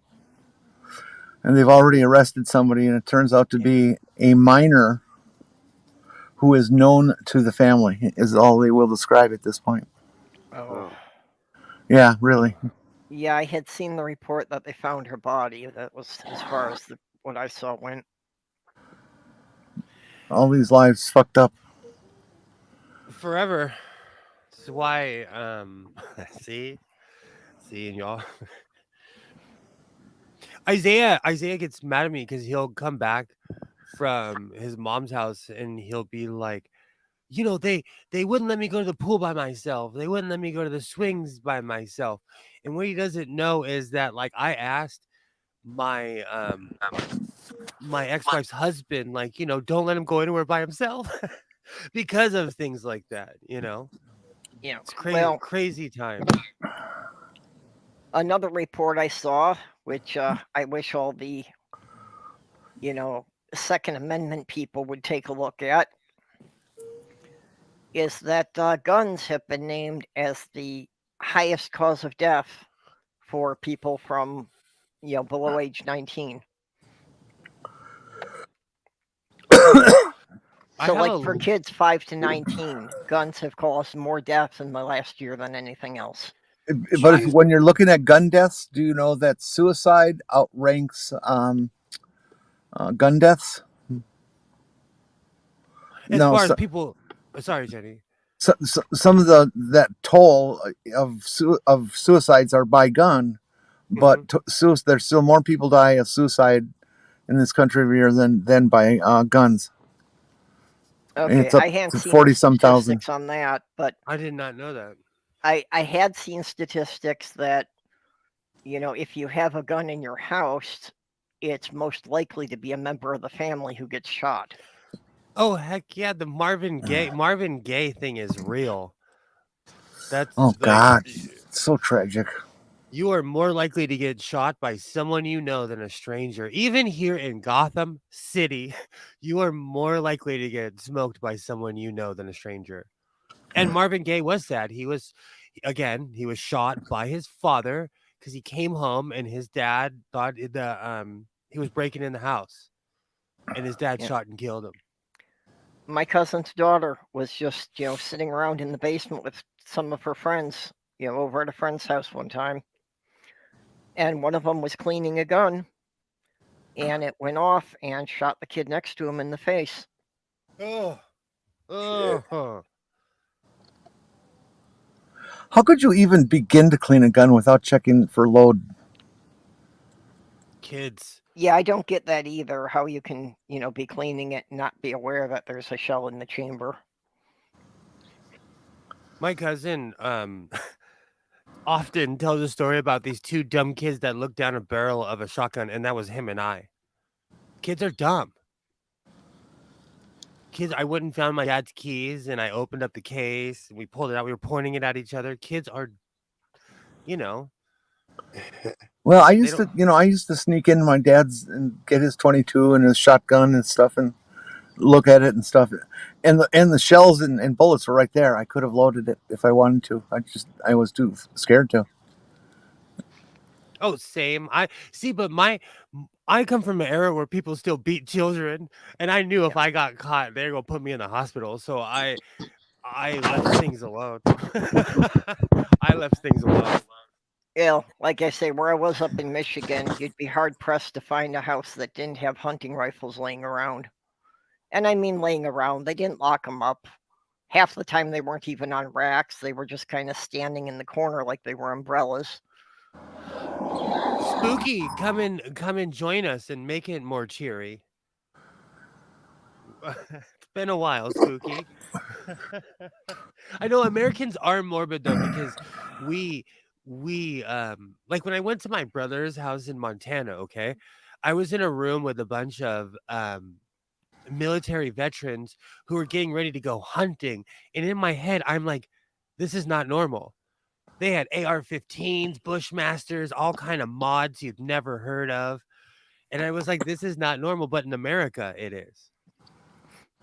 Yeah, There was I can't. some. Go ahead. No, go ahead, Jenny. There's a photograph that's starting to go around Twitter. There seems to be a popularity with gun owners to take pictures of themselves with their guns. We've all seen that, and now it seems that they're starting to get the family involved. And this guy had his two kids, young kids. They looked under the age of 12, 13. His wife, on the pretty chair in the living room, and all of his guns laid out in front of them. And there was like 3 or 4 AR-15s, about 20 handguns, Oh man. a couple scopes, and a couple things that looked like they might have been grenades. Um, just all this, and they're just smiling, sitting there smiling, like, "Oh, gee, we're a real happy family." And it's like, God damn, what's wrong with you people? Well, I think it was Lauren Boebert that started that by doing that for her Christmas card with her whole family holding guns. Well, So I now all the actually, Republicans, thought that's great, so that's the thing to do. Family photos with everybody holding guns, even kids down to 5 years old. I participated in that. There's a picture of I can't be older than 2 or 3. I'm holding a squirrel gun, which is a 22. My sister has a Ruger, and my other 2 brothers have 30-06s. And every time it comes up on Facebook, I'm like, that is the most American picture. But Americans, again, Yeah. we normalize this stupid behavior. So from a young age, I was desensitized to stuff like that. Yeah, well, I was taught to shoot a 22, probably when I was about 10. that we went out in the woods and stood up a bunch of empty cans on a log. But yeah, we'd go to my grandfather's gravel pit, so that you literally had just a huge wall of gravel behind it. There was no way those shots were going anywhere. I'm registered at my local gun club, and my ex-wife's husband is as well. So either one of us at any time can take Isaiah up there, and we got him classes and everything. I Jenny, tend to go ahead. your camera's annoying, Stool. That's all. That's like his second comment.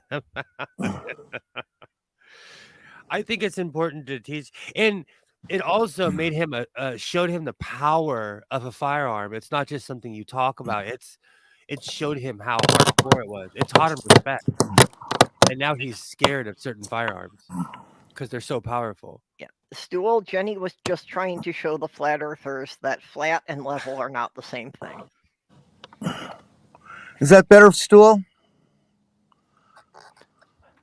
I got this camera mounted with duct tape, right? Yeah, you're never gonna make Stool happy. We don't own things like tripods and stuff. Well, that, and since it's water, is it really dogging or is it goldfishing?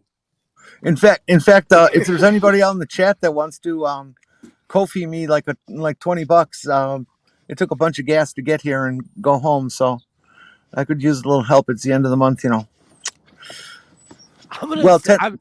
Sorry. $10 would be okay too, I guess. Okay. No, yeah. 20. Make it 20. I'm gonna send you a stand. I'm gonna send you the telescope. I'm getting a list. I have all kinds of tchotchkes and weird crap because I'm a hoarder. I have a 3-foot thing that you put in your cup holder that holds your cell phone. And since you have an Apple, it'd be perfect. Okay. Interesting. All kinds of weird. I own all kinds of weird tripods, just all kinds of weird tchotchkes and crap. I do own one tripod. It's a pure carbon fiber video tripod. It's worth about $2,000. Okay, I stand corrected, Jenny. You didn't make Stool happy. Although, Stool, you've got to learn that her name has 2 N's. This is not Jen with 1 N. That's a different Jen. Which will all be on the air tonight with Godless Granny at 7 p.m. Eastern time. It'll be the Jenny, Jennifer show. Yep. Yeah, that'll be starting about 5 hours. Which reminds me that I'm not supposed to be on here for too long today, because while I still have some daylight, I have to go and try and fix with my car again. Pull out all the spark plugs and clean them up and get a new set of wires and see if that makes it any better. I dislike cars for that very reason. Yeah, well, I'm concerned that this may be a major problem and I may wind up having to scrap the car, which would really bother me. She's been a very good, loyal friend for many years now. With as common as that car is, you might be able to find a good used engine from a newer version that will fit in it and put that in. Yeah, but I'd have to pay somebody to install it, and by that point, that's probably more than I would pay for buying another car. Also, maybe. Even if I get the engine replaced, who's to say that in a couple of months the transaxle's not going to go out? She's 20 years old. Wow. Yeah. I've been in a car where axle goes out on the road. It's not fun. Yeah. Not that I can afford a new car, and what money I had managed to save up, I was, trying to save up to get some of the electrolysis done, at least for the areas that are hardest to shave. But, we've got to have a way to be able to get around and get to the grocery store. And to doctor's appointments. Yeah, well, and the odd events when I need to run out of state. I had to see the doctor yesterday, and I'm seeing 2 more on Friday. Mammogram and bone scan. I See if had I'm my going to die from osteoporosis yet. I had another 3-month follow-up with my gender specialist yesterday, and then Sloth Girl was in today, basically for a follow-up on her surgery stuff. But yeah, between Sloth Girl and I, yeah, it doesn't go more than a couple of weeks that one of us doesn't have to see a doctor for something. Mm-hmm. So know it the might be feeling. good for me to wrap up here so I can go see what I can do. See if I can keep the car running for a while longer with a cheap fix, or if I've got to be looking for a new car. Oof. Yikes! We have to find a fanatic. You have a Geo Metro, right? No, now I've got the Ford Focus. I had Geo Metro years ago. Oh, okay. Oh, that's even easier. We got to find a Focus fanatic where you could trade it in. Yeah, well, yeah, problem is I'm not good with cars. I can fix anything in a house. When it comes to internal combustion engines, I know the theory, but I can't actually do it. The Focus was a really nice car, and I'm pissed at Ford for discontinuing it. Yeah, well, again, I like it because it was nice. It's, a reasonably simple car.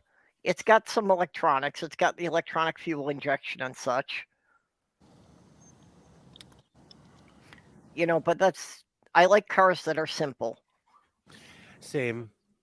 That's why, I love the Citroen deux Chevaux just because of it was designed so that a farmer could maintain it in the field. That was actually part of the design criteria. Yes, but it was not designed to put up with Minnesota winter. Well, yeah, it wasn't really designed for this cold weather, and it only has a top speed of about 45 miles an hour, so it's not really designed for highways.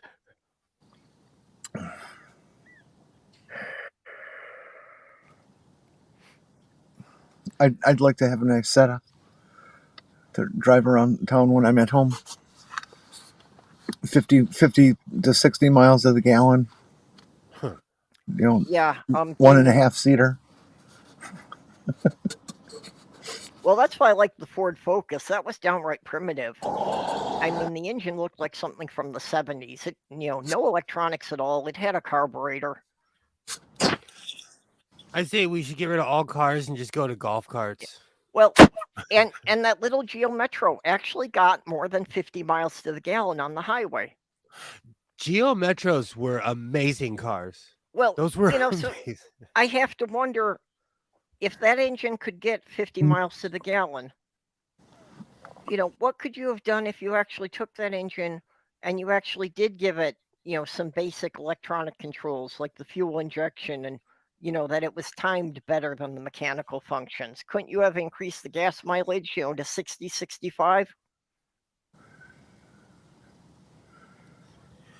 Yeah, but then you wouldn't come back to buy another one. That's the problem. Yeah, Jenny was trying to help me do some troubleshooting on it last night in a private chat.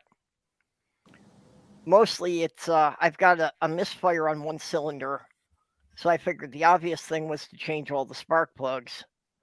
But in doing that, I found that one of the spark plugs was completely drenched in motor oil. So that made me wonder if it's got like a bad piston ring or something, that it's letting too much oil into the cylinder. But he doesn't complain of any exhaust smoke. Yeah, I didn't really notice the smoke, so that's something I'll have to get Sloth Girl to help me with. That if she steps on the gas, do I see much smoke coming out of the back end? So Slim, my real question is 69 miles to gallon. Is that you do a 69 every 69 miles? That wouldn't be very you wouldn't get very far.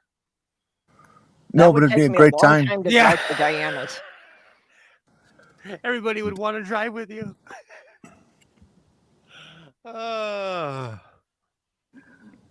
Just trying to figure out the logistics of that fun trip. That's one I still haven't done. I have not actually had sex in a moving vehicle. What?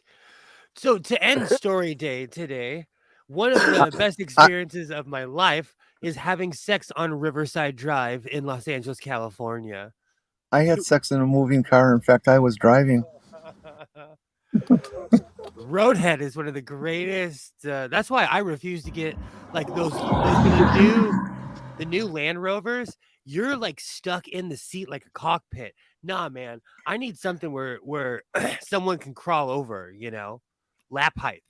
Well, I've had sex in a boat, but it was just drifting on a calm lake, so that's not really the same. No, but that would be cool. You'd get it rocking and rolling really good.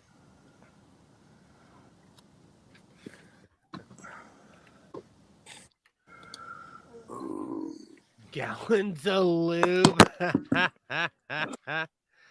That's the name. That's the name of my next album. Gallons of lube. Respect the art. Respect the art. You're done as 69. Have you ever done a 71? That's a 69, but with 2 fingers up your ass. No, but I've done a 68 and I owe you one because I'm selfish. No, but in LA, and see, they got rid of all of that. Like, LA has giant roads, and we have long swatches of road, even in LA. And by all the parks, because we have, Griffith Park. Not Griffith Park? Yeah, Griffith Park is the largest park on the West Coast, I think, or used to be. And so there's large swatches of lands where people would just park and sit there. But all that has been discouraged. The cops are much more they're much more diligent nowadays. When I was a teenager, I was having sex in a car parked at the beach when a cop came up and knocked on the window. Yeah, we weren't having sex, but we were getting close to having sex. And we were parked in the park that closes at 10 p.m. Well, fortunately, we had actually just finished, but we didn't have our clothes back on yet. The same, and the LAPD said some really homophobic stuff to my ex-girlfriend, and they're like, "Oh, we're just glad you're not two guys," and they drove off and they let us sit there. Okay, what's a 333? The only reference I have to 333 is you're halfway to hell. What is a 333? I have to bust out the rule book for that one. Is that like that rule 33? I'm too old for that. All this stuff the younger generation is inventing. Yeah, I wish I had someone in the city, who I could trust to do my car for me. And I mean, ideally, I just need a buddy that we can have an agreement. You fix my car, I'll fix your house. We'll both be good. If you lived closer, I have the tools to fix your car. I've actually got most of the tools. I just, if somebody tells me what's wrong, I can replace components, but I can't do the diagnostics. So I can only fix on a car things that have gone catastrophic in my life. Like, I know everything about radiators because I owned a crappy Ford Ranger. Yeah. Like, there are certain things that I know about, but I don't know about cars completely. And I'm kind of a car guy. Well, I've replaced the radiator. I've replaced, fuel pumps and such, and just basically anything that's on the exterior of the engine, I've probably replaced at some point. But when it gets to the stuff inside the cylinders, no. That's too much for me, and honestly, I'm not good at that level precision work.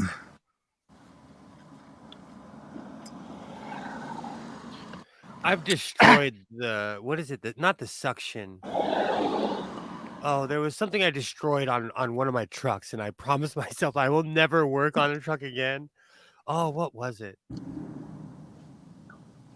Timing was off on the vacuum seal or something on my engine. I can't remember. Oh, the distributor pin exploded in my thing. That's what it was. Oh, that's a tough one to find. And I destroyed my engine trying to fix it. I missed that truck. That was another time I should have died on the freeway.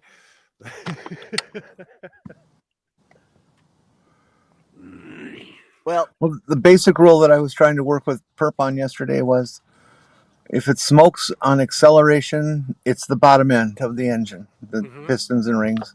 If it smokes on deceleration, it's something in the valve train that's leaking. I'm writing that down. yeah, well, I have to look for that, but I didn't notice smoke, but then again, I'm not really looking at the back end of the car while I'm driving. Yeah, exactly.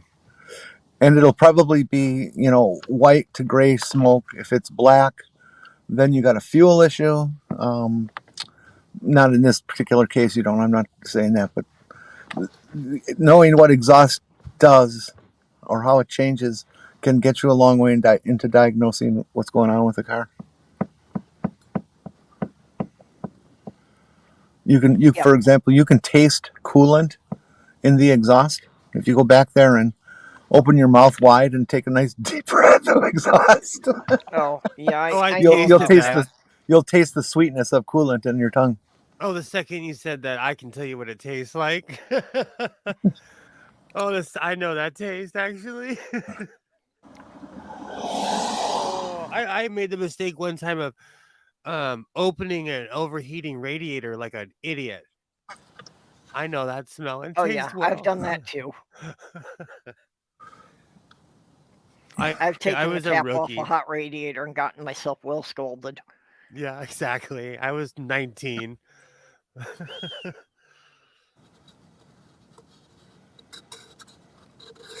Yeah, nowadays they print right on the cap, "Do not open while hot." I think that's always been there, but To be fair, it probably was on mine too.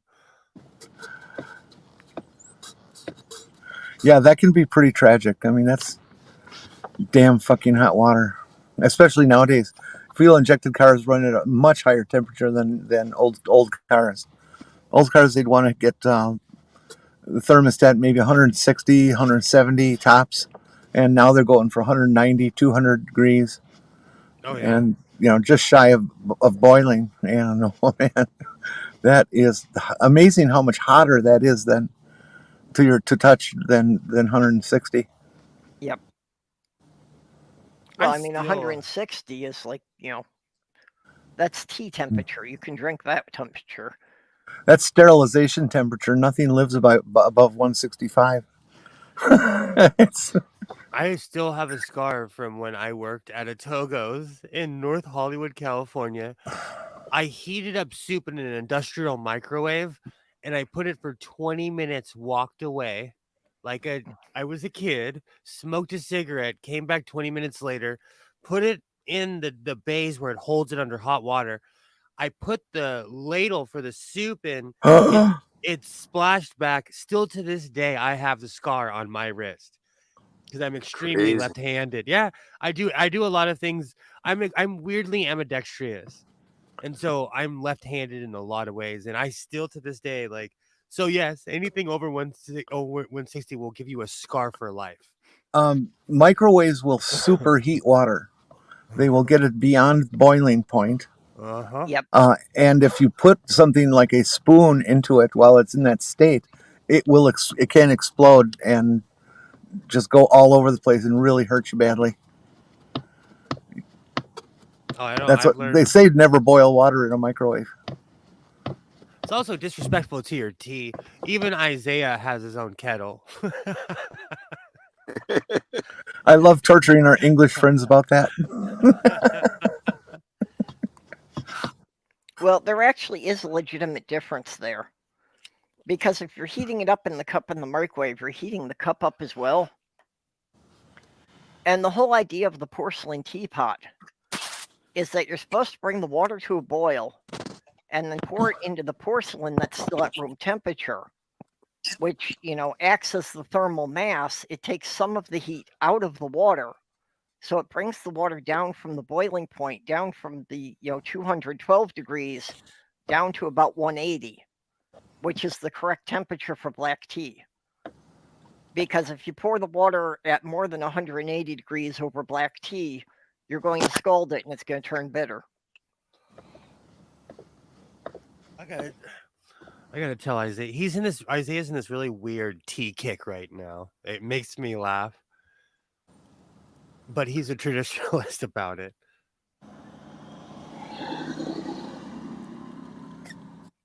You know, I'm a racist American. I will put a cup of water in the microwave and put a tea bag in it. I am not above that. I got things to do. I always make my tea by the microwave, but I don't boil the water either. No, You know, I would. No. It just makes me laugh when people are traditionalists. Like, I just want to drink tea and get it done.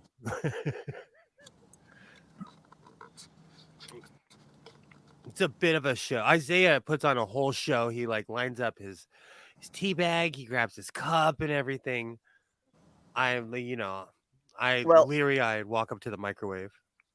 What? He doesn't use loose tea in a tea strainer? No, not yet. But my mom is trying to like.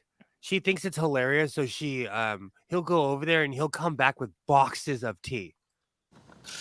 Boxes and boxes of tea. And I texted my mom. I'm like, this shit is not funny, and she just sends me back a bunch of like, the worst thing that ever happened to boomers were emojis. My mom sends me a bunch of laughing face emojis, and I'm like, that's not funny. So from a 70-something-year-old woman, I get a ha ha and a bunch of laughing face emojis because she got my son so high off of tea and then sent him on his way. oh hey Slim. Slim, Hello, you're muted. everyone. There you go. Hey, Slim. Hey, how's it going? Howdy. Good. Yeah, I wasn't planning to be going much How's my longer favorite here. mutant? I am well. I had a bitch of a time making our new challenge coin for our Veterans Plaza. But I got it done. I got a new version of Photoshop and I figured out how to use it and I got our coins done. So let me show you what I'm talking about. So I make these thingy mabobbers. Oh, that's dank. So I designed that for the Veterans Plaza of Colorado. So I designed a new coin today for them. Cool. Okay, Yeah. is that like laser etched on a blank, or how do you make those? I make the 2D image on a computer, and then they laser engrave it, and then they send me. Then they send me it. That's awesome. Yes. One of the other fun things I get to do with my artistic abilities. Heck yeah. Well, I'm glad you could join us, but I was trying to wrap up here so that I could go and, try and see if I can do anything to help my car. Cool. I kind of figured that was going to happen, but I just wanted to jump in for a minute just to say hi to everyone. That's okay. You Been got a anything you while. want to plug then? Just everybody go to my channel and check out all the weird, silly stuff that we've been doing on my channel. Slim's Dungeon, Hick McDickerson, and Drunk News Reporter, the new streams I'm doing. Okay. And the name of the channel is? Slim the Living Cyborg. Okay, and all the links will, of course, be in the description here after this gets posted. Okay, so Jenny, you want to plug your thing coming up again? Well, we'll be on tonight, Godless Granny, the Jennifer show at 7 p.m. Eastern Time. I have no idea what we're going to talk about, but we'll figure something out. It'll be fun. There's something coming in on the road right now that is smaller than a lake car. And I have no idea what it is. It's like one of the e-cars or something? I think it's electric because I don't hear a thing.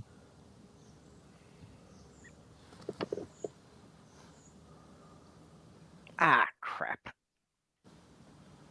Little tykes.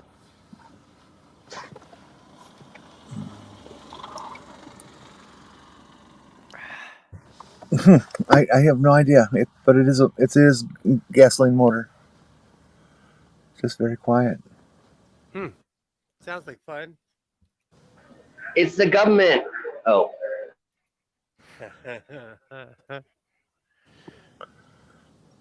No, an older couple they're easily boomers.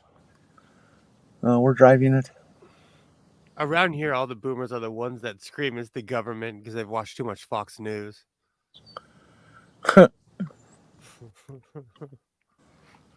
Okay, and I'm putting the link in the side chat there for the Jen show tonight on Granny's channel. That's in about 5 hours. sweet. I will try to make it if I can keep my punk ass awake that long, but I may not be able to. We'll see.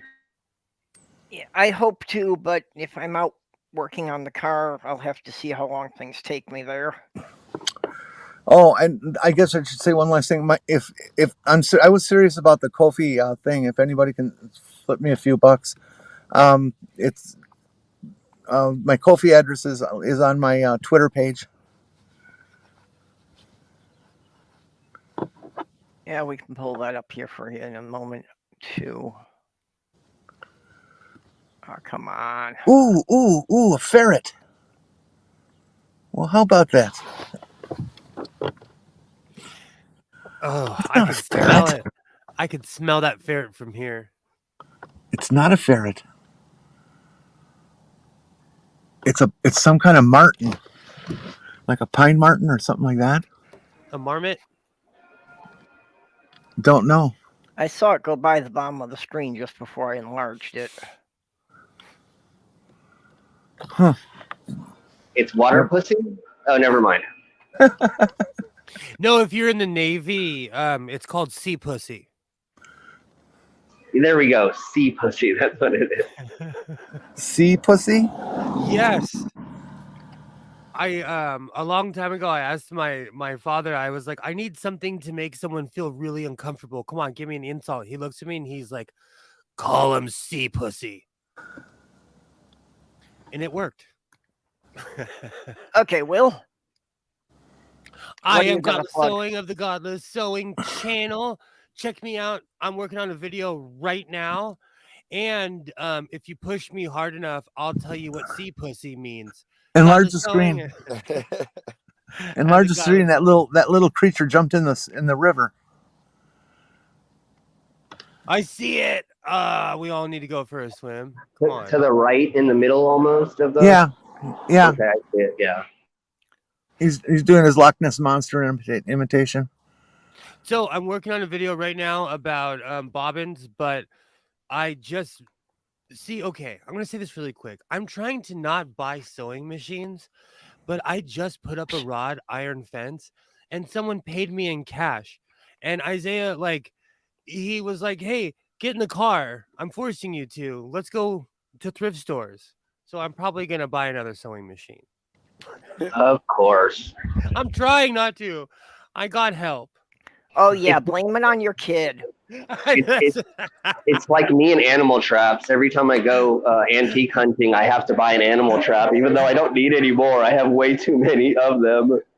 Slim, it's so bad that there's 3 thrift stores that call me if they get sewing machines. Awesome. Slim, once you get them down in your basement, you can remove the traps and reuse them, you know. Oh, reusable. That's right. That's how they work. Okay. No, I was there the other day and I found these small little bear traps. And I found one that didn't snap together as hard as it should.